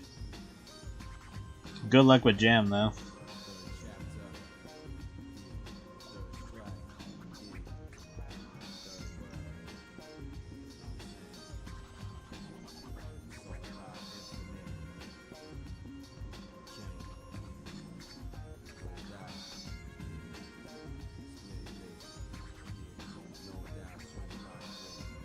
Like, the others are pretty easy to appeal to.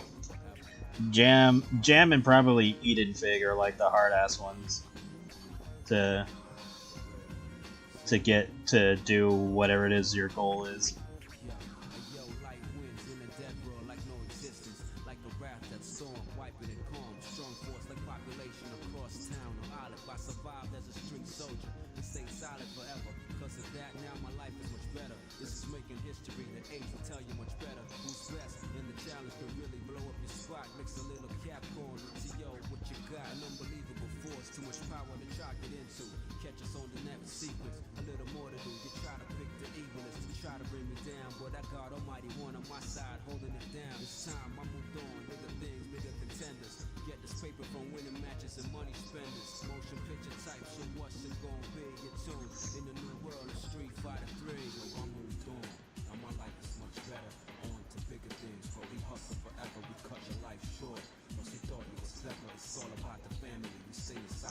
She would probably notice unless she's like making a chart.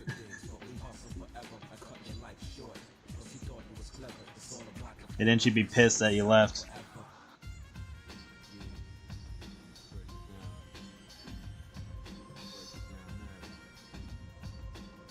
She seems the type to like want to make sure you're paying attention. so that she's not rambling on endlessly.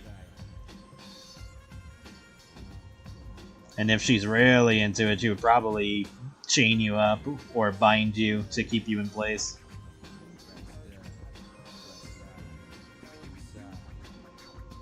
Because she'll be dead set on educating mortals.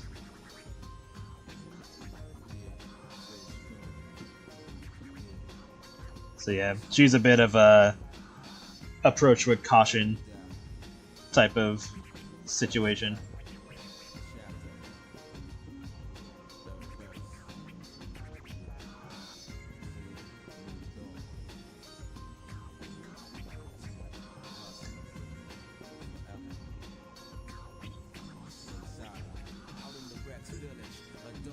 I'd leave a note.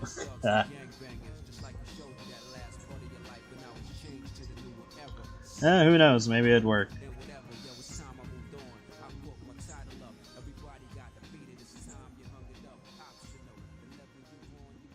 Okay, Plum definitely needs to be shorter. Whoa. Yeah, that's what you get when you do that.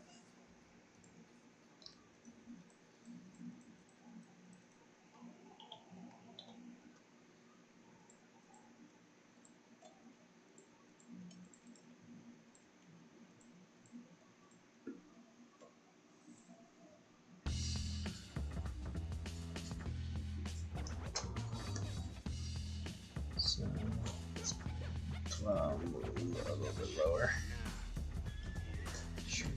Just a tad.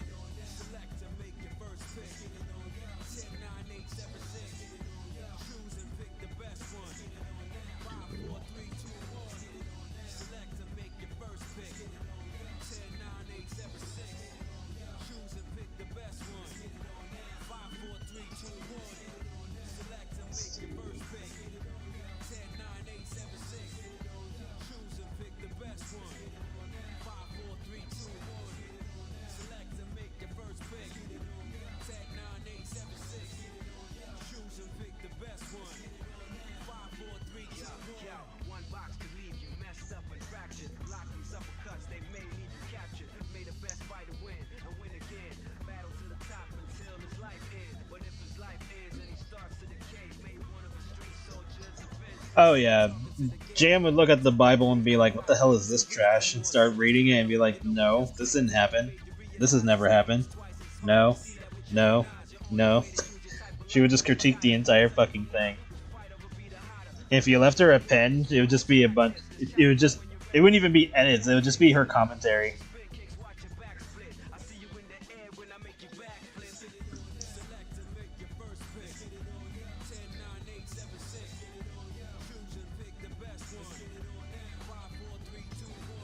I would love to make a video of just Jam's reaction to the Bible. Is just her saying that it's all utter nonsense. Or how some of it doesn't even make sense.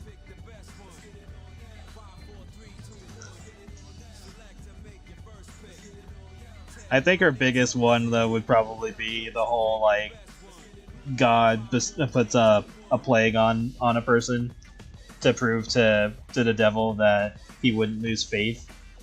And then Jam's comments would be like, wait, so you're like, she would just be like, wait, the story just shows that God can be manipulated by the devil. Because the devil got God to terrorize an innocent man and his family just to prove a point.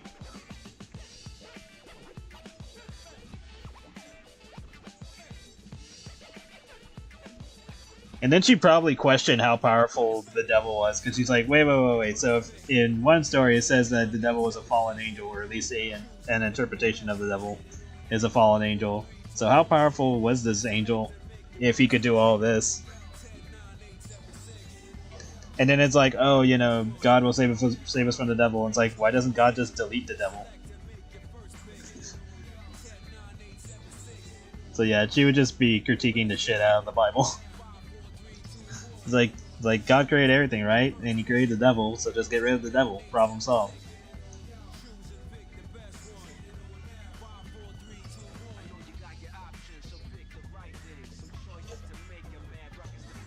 I think Jan would unironically be a popular streamer. Or a content creator. Like, it wouldn't be on purpose, it would just be her siblings just recording her doing shit. And she would just get popular just because of it, of her genuine reactions.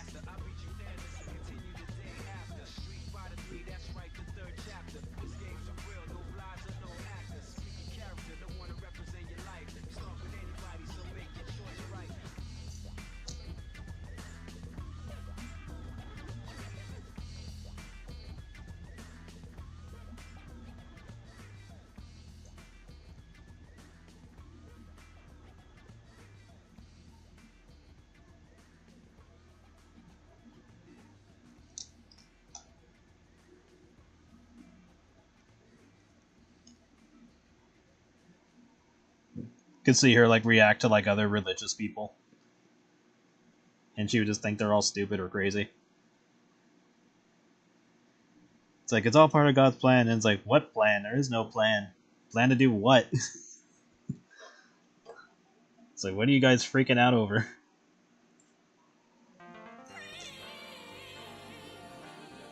It's like, there is no divine plan. We're all just chilling up there.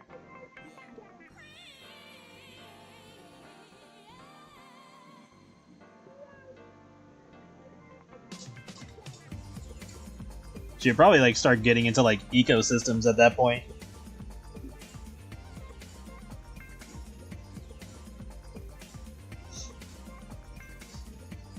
She'd be like, it doesn't make sense for like one side or the other to try to destroy each other, because if you do, everything goes off balance and we just destroy ourselves.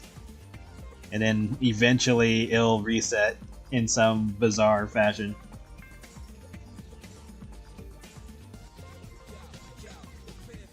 Whether in like a cosmic way, or if it just like takes an infinite eternity for something to like curdle up from nothing.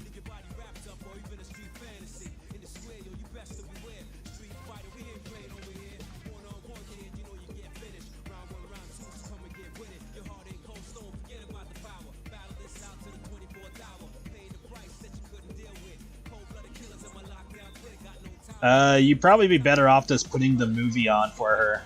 Because if you say that, and she looks, and nothing's there, that's just gonna make her want to pursue you.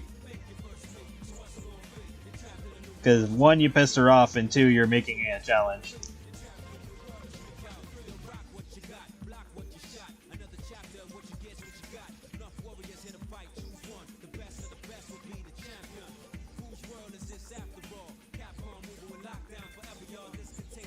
So just get a movie and give her some popsicles.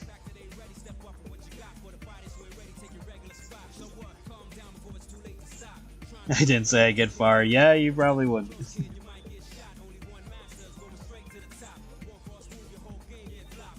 You run and you'll just hear like a giant burst as she rams through the doors or wall or whatever, and you just see giant fucking slimy tentacles heading towards you. And a giant monster face that's full of rage.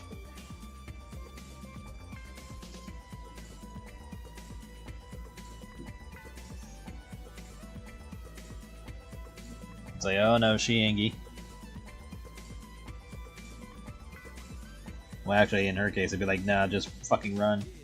It'd be Strawberry, that'd be like, alright, she's Angie.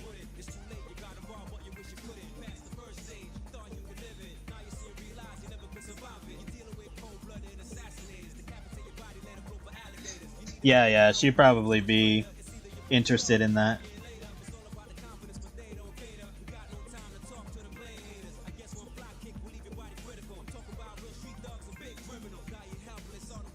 Intruder was a fun little mini event.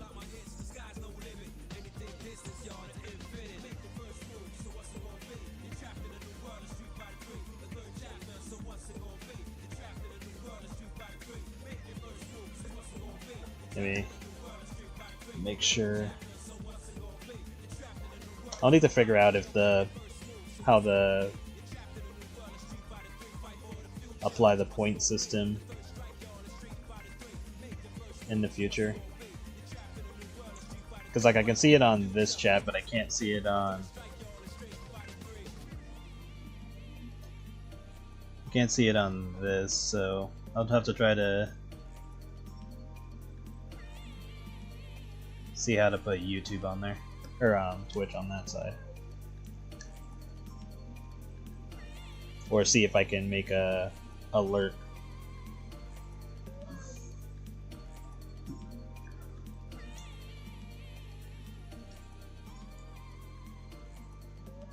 Yeah, I remember that there was a third one.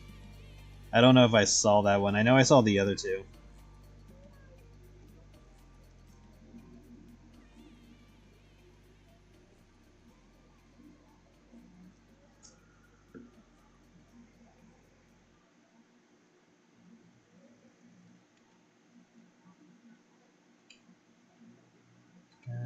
Probably more like this. There we go.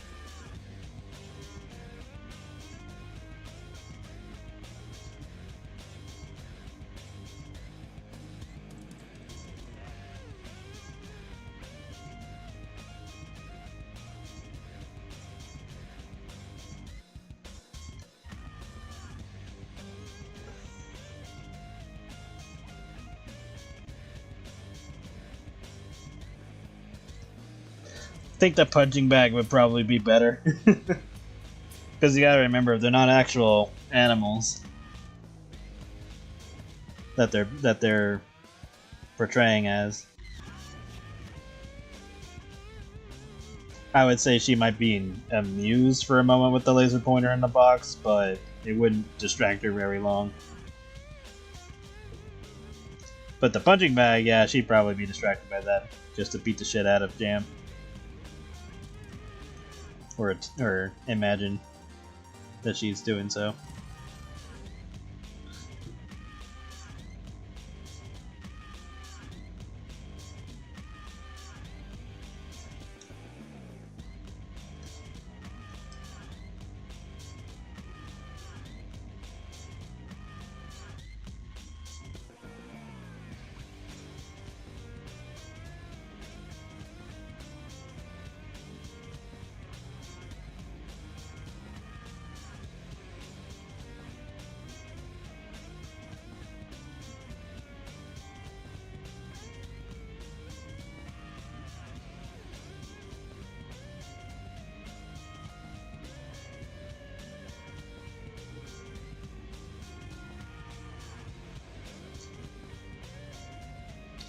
Yeah, I could say that maybe there's some aspects to the animals that they're portraying, but it's more like a very faint characteristic.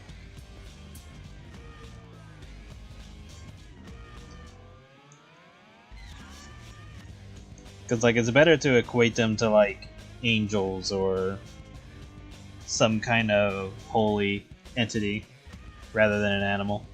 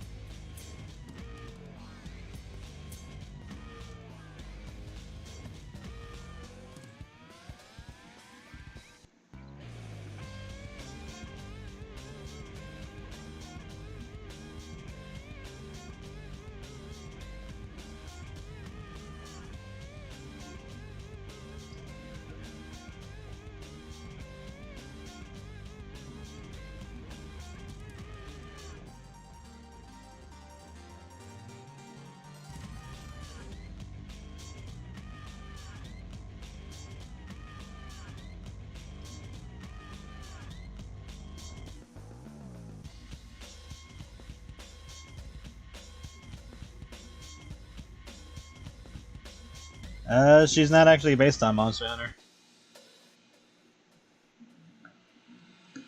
She's just a random frilled lizard that I wanted to make a design of.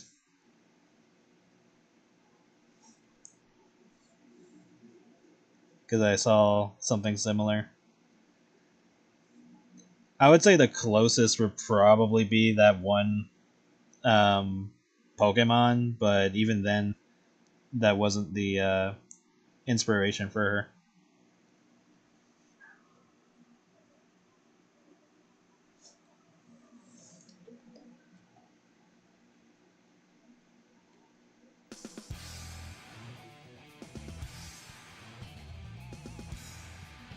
Nope.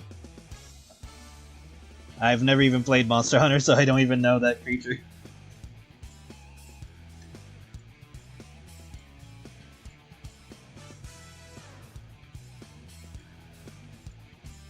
And then the only Monster Hunter creatures that I am aware of came after I made Jam.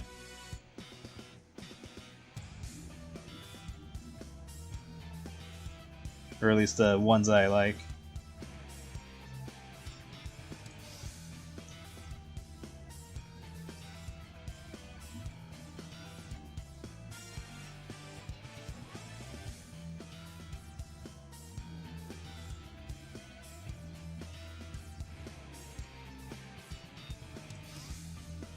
Like the character that inspired me was done by Super Saiyan Sonic.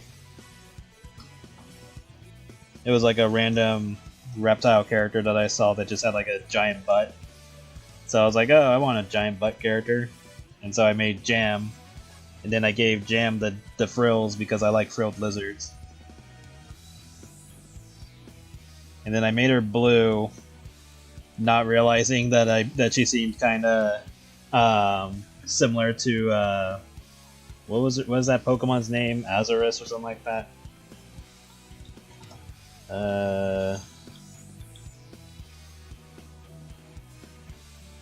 Auroras. There we go.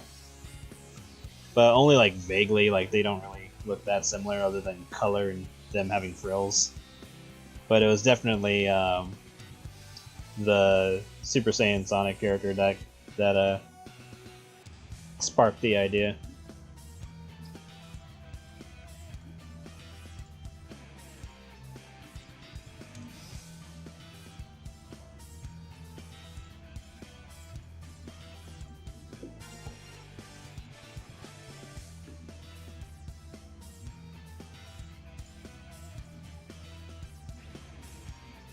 Wiggler. Let me see. Monster Hunter. Wiggler. Oh, that's what those things are? I thought it was a costume this whole time. And I didn't even see that until way later. When did these show up?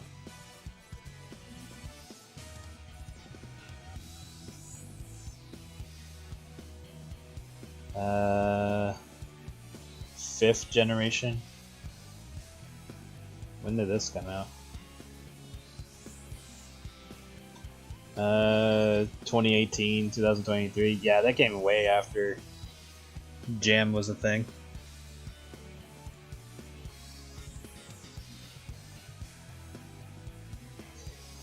Yeah, I thought they were just costumes. I didn't even know they were an actual creature.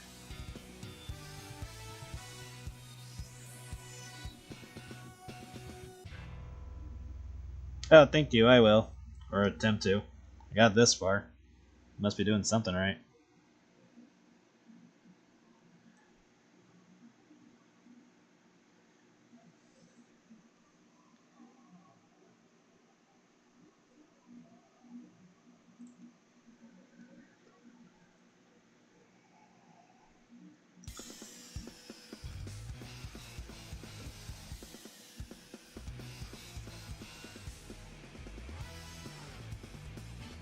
Give Plum a little bit more of a bulge going on.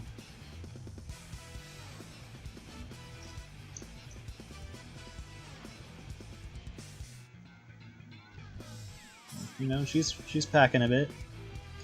Although her clothes are deceptive because they don't show her true size. It's more of like magical shorts or whatever you want to call it. Makeup to look like a Wiggler. Ah. She would be confused. She would be so fucking confused. She'd be like, "What is this for?" It's based off of a video game, and they're like, "Huh." She's like, "I feel silly." It's like, no. It's like, "Is this a joke? Are you making fun of me?" No, we're not making fun of you. It's cute.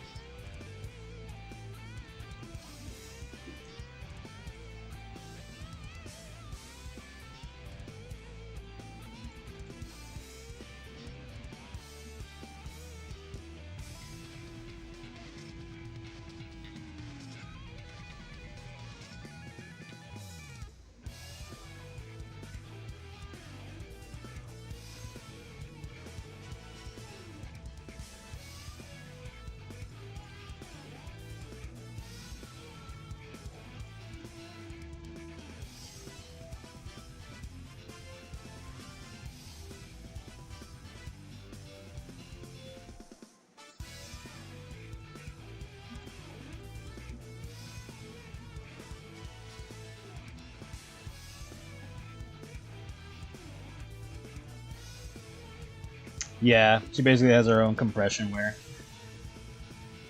for her monster dong.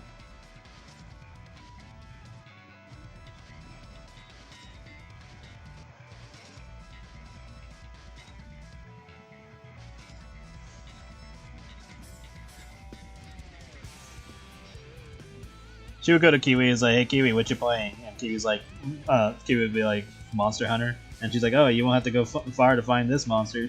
And she's like, "God damn it, Plum."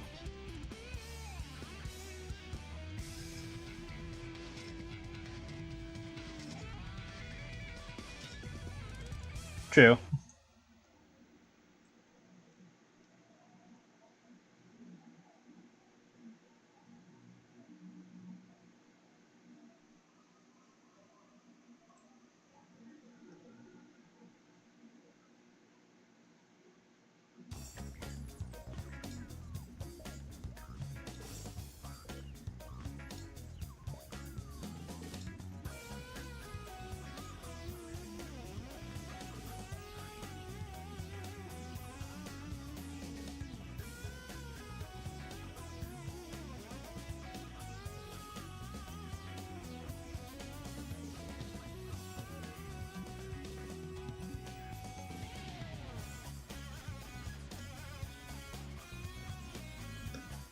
Yeah.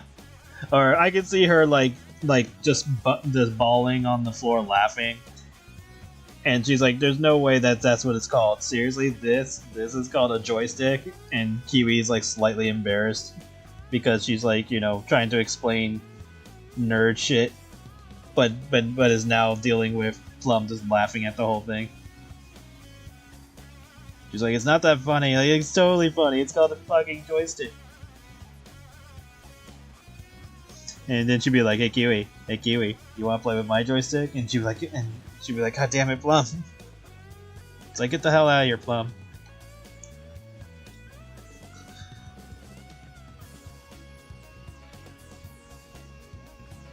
Plum is like a rowdy big sister type, like rebellious, kind of a teaser, and horny. Whereas Jam is like the big sister.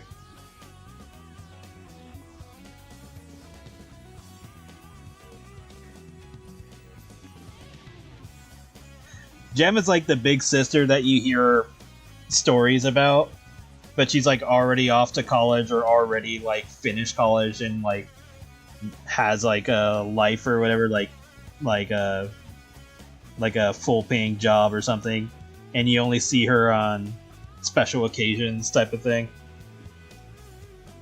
But when she's around, she's just like big authority.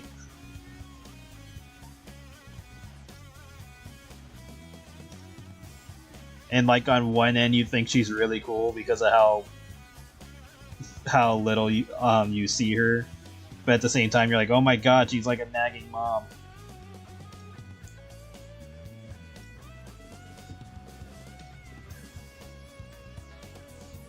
She's got like mysterious big sister / mom energy.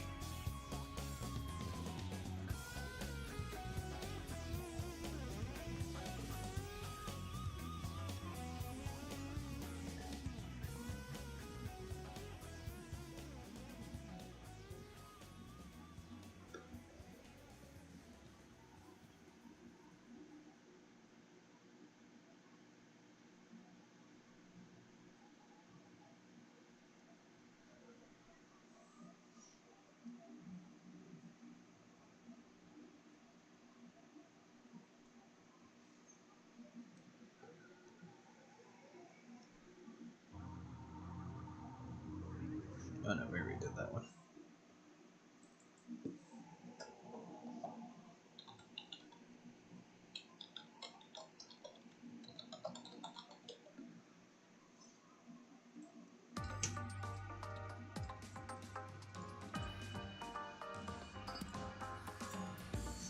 Yeah, I could totally see Kiwi just like flustered and embarrassed from trying to explain that to Plum. Plum just making it a big joke.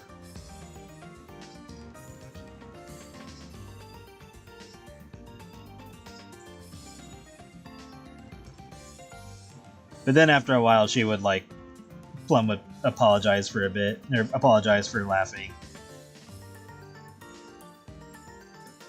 because she didn't mean to go. She doesn't mean to like upset Kiwi or anything. She just thought it was funny. She's like, I'm sorry.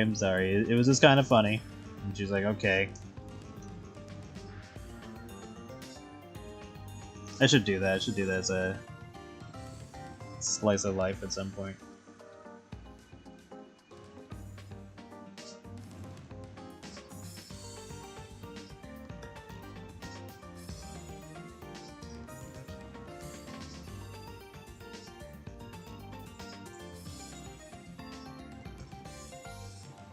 Like, just give her a big ol' hug and be like, I'm sorry. Like, please don't be mad. Yeah, and then they play like hentai games or all that, something that Plum would be into.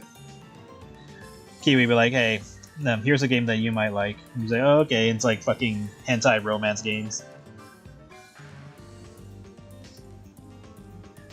And because it comes with like the mature cutscenes, then Plum would like it more.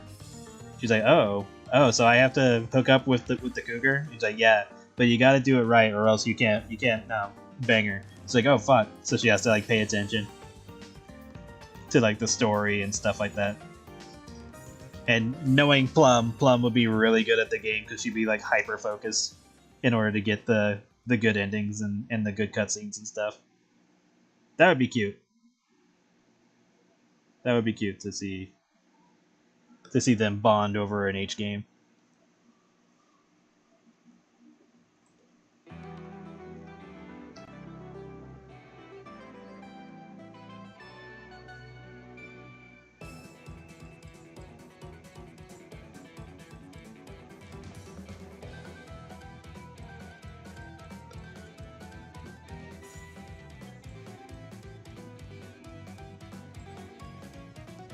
Oh god, if we set her up with fucking VR, we'd never see her again.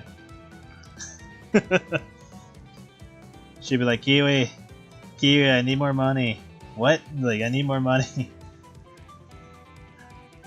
I need to unlock the sexy horseman's, I don't know, let's just say he has like a fucking Venus, type of, swimsuit or some shit. It's like, no, I need to pay to take the stickers off his nips. I want to see his nips. I want to see his ass. I need more money though. And then she tried to bother Jam for money, and Jam would be like, I don't have any goddamn money.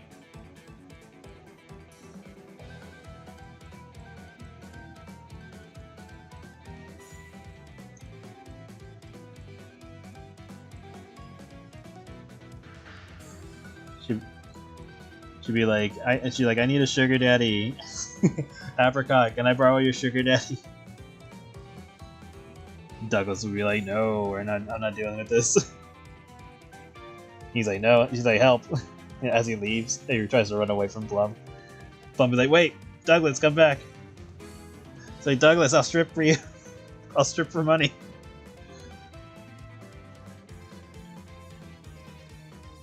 It'd be like that one meme of Juno chasing Haru from Beastars. Be like, why are you running?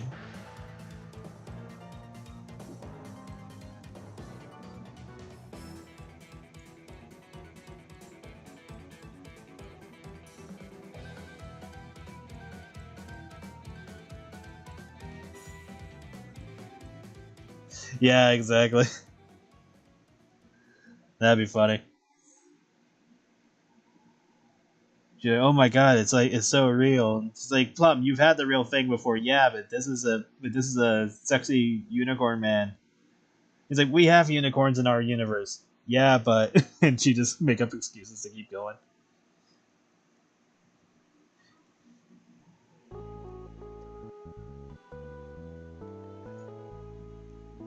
At that point, I think Jam would actually encourage Plum to just go bang some mortal at a bar. If it meant she wasn't wasting her time in a VR game.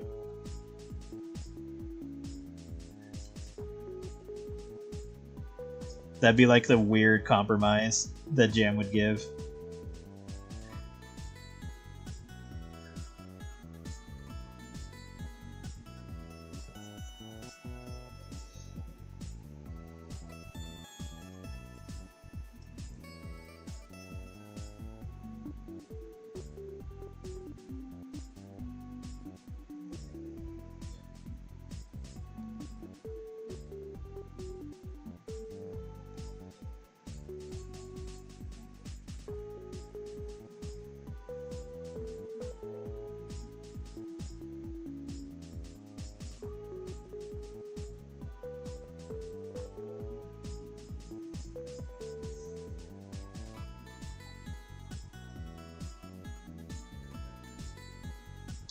I could totally hear Tiffany be like, I don't look like that bitch. Or she's like, you think that's me? I'm not ugly like that one. And Plum be like, bitch, what? I could totally see those two not getting along for whatever reason. And then, like, after they have an argument or whatever and they finally part ways, Plum would be like, oh my god, can you believe her? And he's like, yeah, are you alright? Yeah, I'm fine.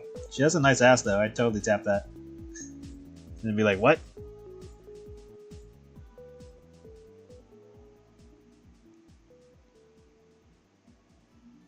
Oh yeah, yeah. Most of them are getting their own chapters. The pretty much after Strawberry is where things ramp up a bit. So like the other characters get like um, much shorter stories because they're not like hyper important. And then it'll all lead up to the bigger event where they have to deal with the BLT team.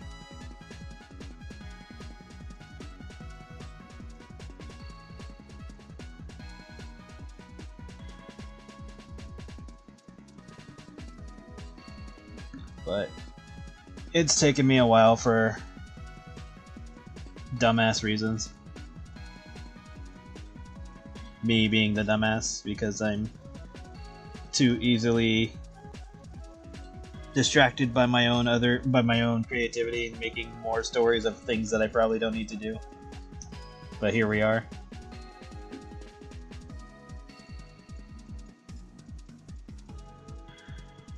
Damn. Damn, that'd be a burn from Tiffany.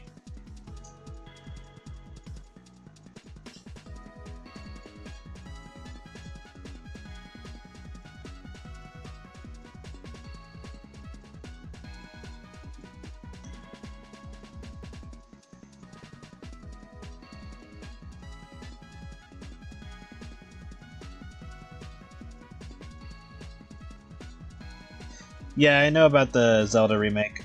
I'm curious to see what kind of changes they'd make. And if it's just gonna be a full-on one-to-one, or if they're gonna like make some notable expansions to the game. Like, I'm fine with the game being small. Like, it does not need to be like they do not need to make it like Breath of the Wild sized or anything like that. But it would be good to see it like more realized, kind of like how when they first did Twilight Princess, like the first trailer, and there's that one scene of Link fighting in the woods against those enemies with like fire arrows. Because I don't recall that showing up in the actual game. So if they did something like that, where when you go to the Lost Woods, it actually looks like the Lost Woods type of thing, like it's like deep dark woods, foggy and stuff like that. You can easily get lost. And or like when you go into Hyrule, like the open field, and it's like more filled out with like trees and like notable areas, as if humanity has been there. So like you'll see like signs and like maybe small bridges over like water, like a small river type of thing, just to show that it's a more fleshed out, lived in world. That'd be perfectly fine. Like, it doesn't need to be gigantic. It just needs to look like it's more lived in. So I think personally that's what they should do with the remake. And then of course, any um um any adjustments to the game mechanics, like what they did with the metal boots for the 3DS version, where they made it a weapon rather than a costume swap. So quality of life stuff. But yeah, ultimately, I would just want the remake to be more fleshed out in terms of like environment design. Fix the mechanics if necessary, and then, I mean, the story itself was pretty much solid. They could probably make some side content a little bit, but other than that, I don't think they really need to change much. Oh yeah, Princess Ruto. Yeah, I hope they. It'll be interesting to see if they like change her at all, because of course the original Princess Ruto was just like straight up naked. The second version, they put like frills on her to kind of make it look like she was wearing a top. So it'll be interesting if they like stick with the adjusted version, or if they have like a whole other new design.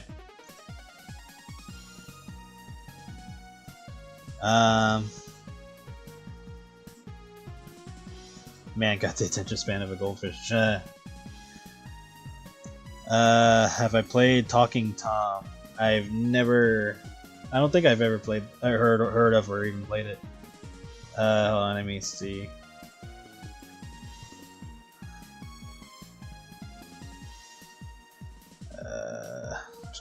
Talking Tom.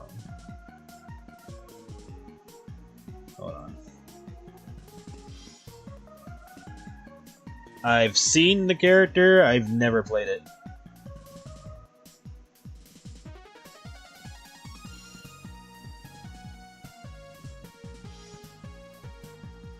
Looks like one of those animation things where you say your voice and then like makes your voice all squeaky or something like that. That's what it looks like. At least to me. But yeah, I've seen the character, but I know nothing about him.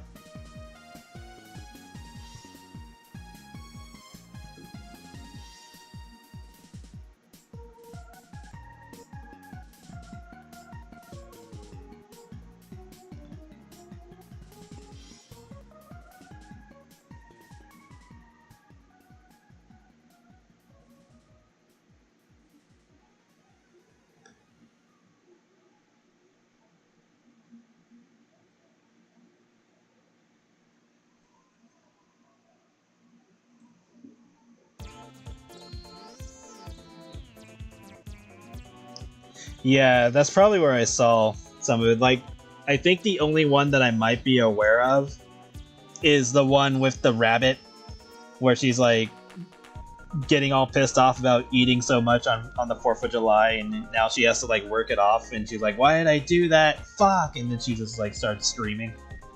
If that's where that's from, then yeah, I've seen that. But I think it was called like Zubul something or whatever it was called. Zobi or something. If that's where that's from, then I'm like, oh, okay. But other than that, yeah, I've never played it. I think the Z name or whatever, I think that's like the person who made the content of the rabbit.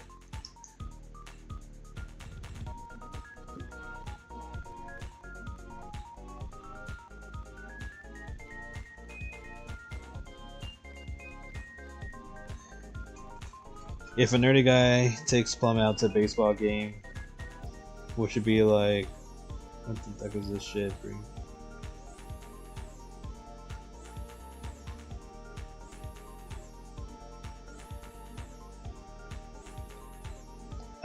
No, I think she would be interested. Like, if Plum is on a date, she's gonna, you know, try to actually have the date.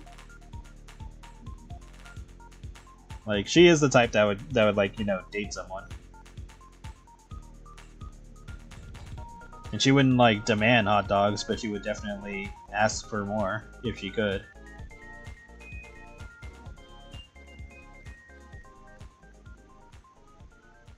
Now, if it was Tiffany, Tiffany would be the bitch. She'd be like, what the fuck are we here for? Like, this is so fucking boring. All they're doing is just standing there and then, oh, they hit the ball and they're running. It's like, why is the stage, or why is the stadium so goddamn big if they're barely even playing on it? Or why is the field so big if they're barely playing on it?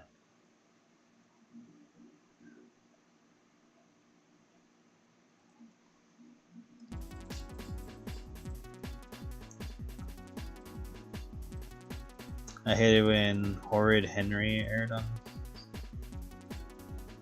I have no idea who the hell that is.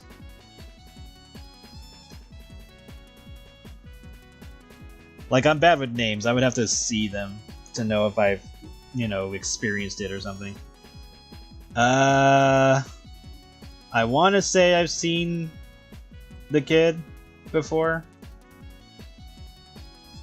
Like, he's got that art style and face that I've probably seen him before, but again, I know nothing about this character. And then looking at the examples on Google, the redheaded character just looks like a weird version of Frankie from Foster's Home.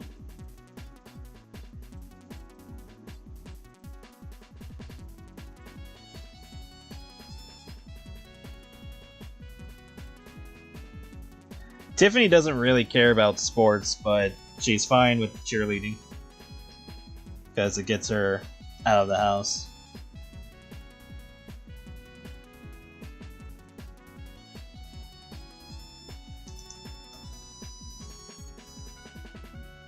Or at the very least, I think she would enjoy sports more if she didn't have to worry about home stuff.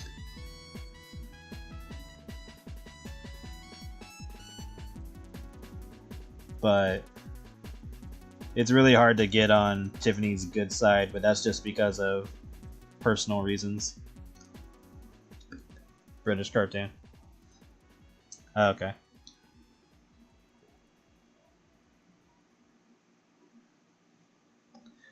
Yeah, Luna would be the type where it'd be like, what the fuck is this shit? And like, go give me some more hot dogs. She would like get all pissy and then probably be texting on her phone. Tiffany would also be texting on her phone if she was completely uninterested. And probably demand for some hot dogs or just something to distract her from how boring baseball probably is to her.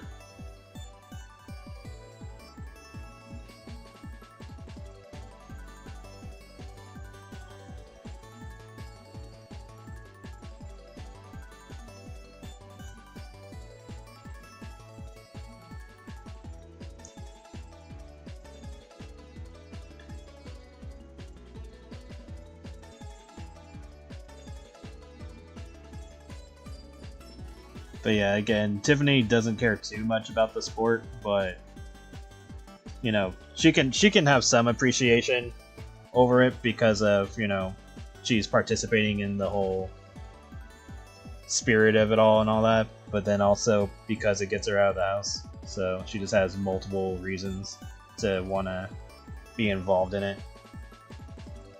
And then of course, you know, having fun with the boys afterwards.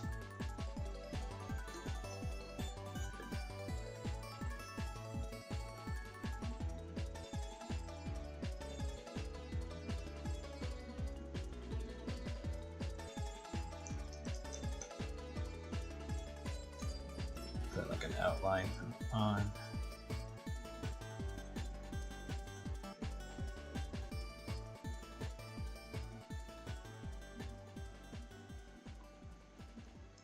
Apricot's foot just a little bit.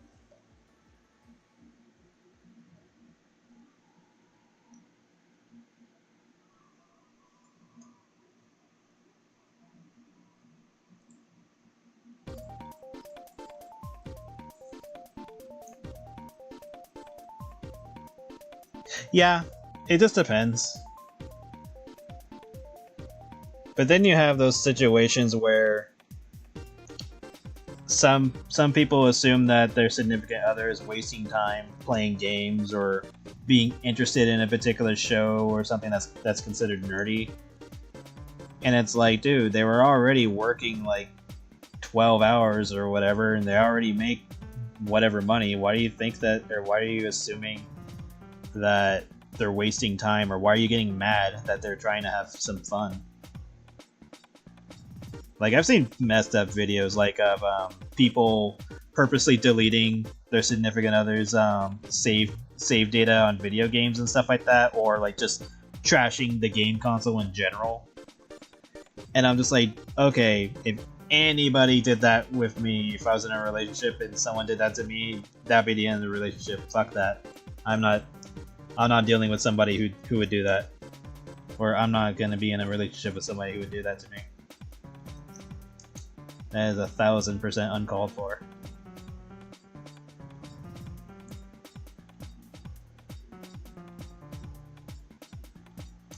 Especially if they deleted something that you definitely cannot get back. Especially nowadays, because like nowadays there's always like, you know, special collabs or limited time events and stuff like that, or legacy stuff where you could only have certain content if you've played the game like 20 years ago and was able to like transfer it throughout those times, but it's not like data that you can just copy and bring back. Like you probably could if you were new to do that back then, but it's just not something that would have crossed your mind at the time because you were so young. So somebody were to take your legacy data and just delete it or whatever. Because there was like one situation where someone like deleted another person's game, and it was like something he had been playing for like 10 years because it was like carryover data. It was like a sports game, and it was like carryover data. And she thought that he could just call the company to get his data back because she was like recording it all for a video. And I was just like, that was the most fucked up thing that she could do.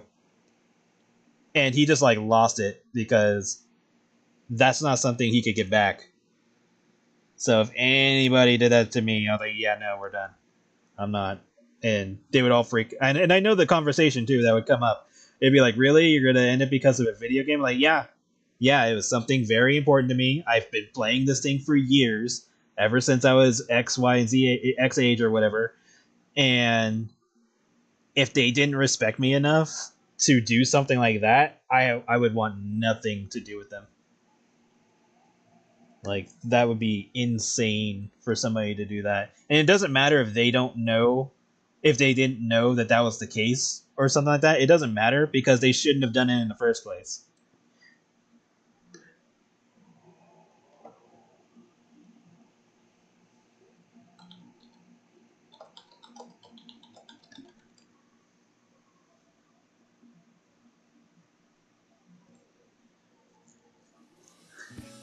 I heard about the drama with the. Oh yeah. Honestly, for an indie cartoon, they should not have like that.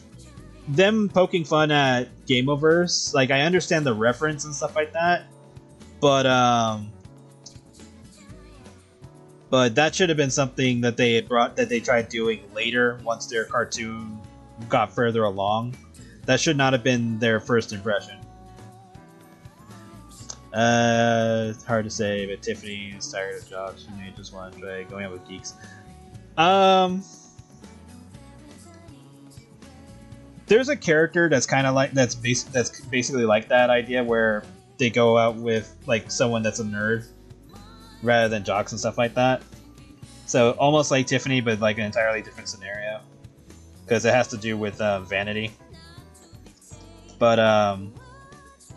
But yeah, I could see Tiffany trying to give a geek a chance and all that, but I think she would probably stick to what she knows, which is why she's paired with Roy.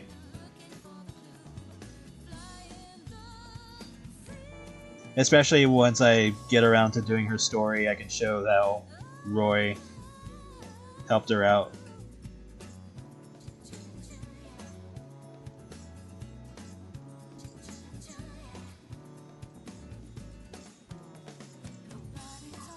Or at the very least,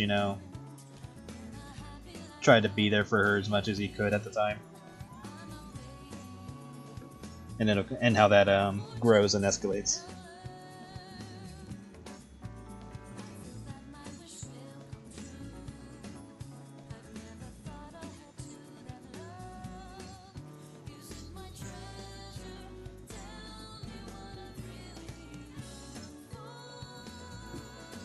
But yeah, I'll never understand certain relationships where the other person just seems so ungrateful for the situation that they're in and is like willing to throw it all away for something they think will be better until they realize that they made a grave mistake. And obviously that doesn't apply all the time. Like, there could be situations where, leaving the relationship, or in other cases, getting a divorce is probably better. But at least be, like, mature about it. Don't, like, make it, like, a whole scene, like, unnecessary drama behind it. Just be adults. Like, if something's not working, talk to the other person. See if there's any compromise, or try to figure out what the problem is, and if not, then at least, be mature about it if you're gonna separate. Don't go through like stupid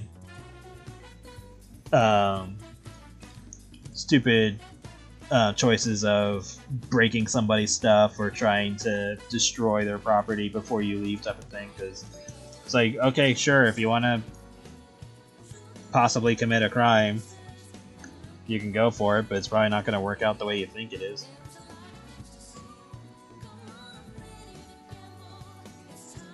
And sure, there's always technicalities.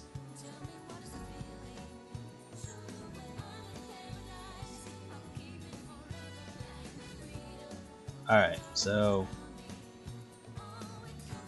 here's this. If I were to like do some kind of effect or whatever, it would be, you know,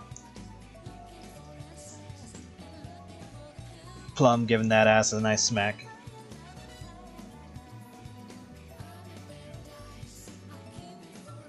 Alright.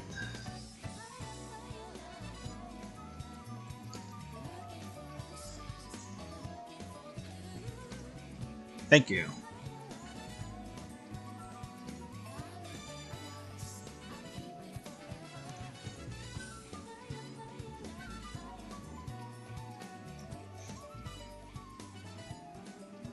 I will.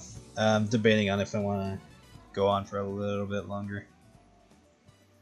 Let me just look at this question real quick.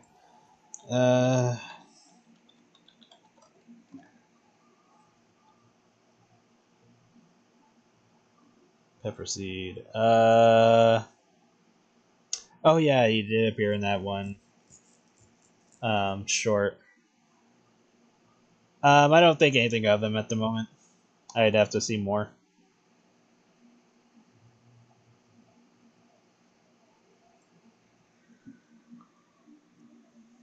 But yeah, I think I will call it for tonight. I'll still work on this, obviously, off stream, so I can hurry up and get it done.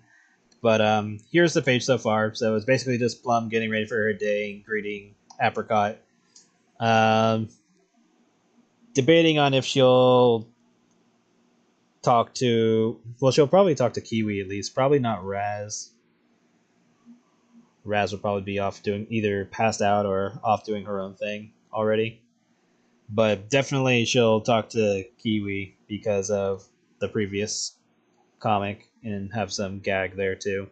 But mostly giving Apricot attention because Apricot didn't show up at all in Kiwi's episode. So give Apricot some love. But yeah, thank you everybody for coming. I will stream again. I'm gonna stream again Monday, but if I can stream again tomorrow, and well, it'll soon be today. Stream again Friday and maybe Saturday, then I will. But if not, then we'll just save it for Monday. Like I said, I meant to stream more this week, but obviously real life stuff was going on. It should get better sometime next week, but I don't think I'll be streaming on Wednesday, just in case I have to do help my mom with some stuff. But other than that, should be good. But yeah, again, thank you everybody for coming. I will see you guys again next time. And yeah, I'll just keep working on this so I can get it done and put it up when it's ready. So you guys have a good night. Take care and bye-bye.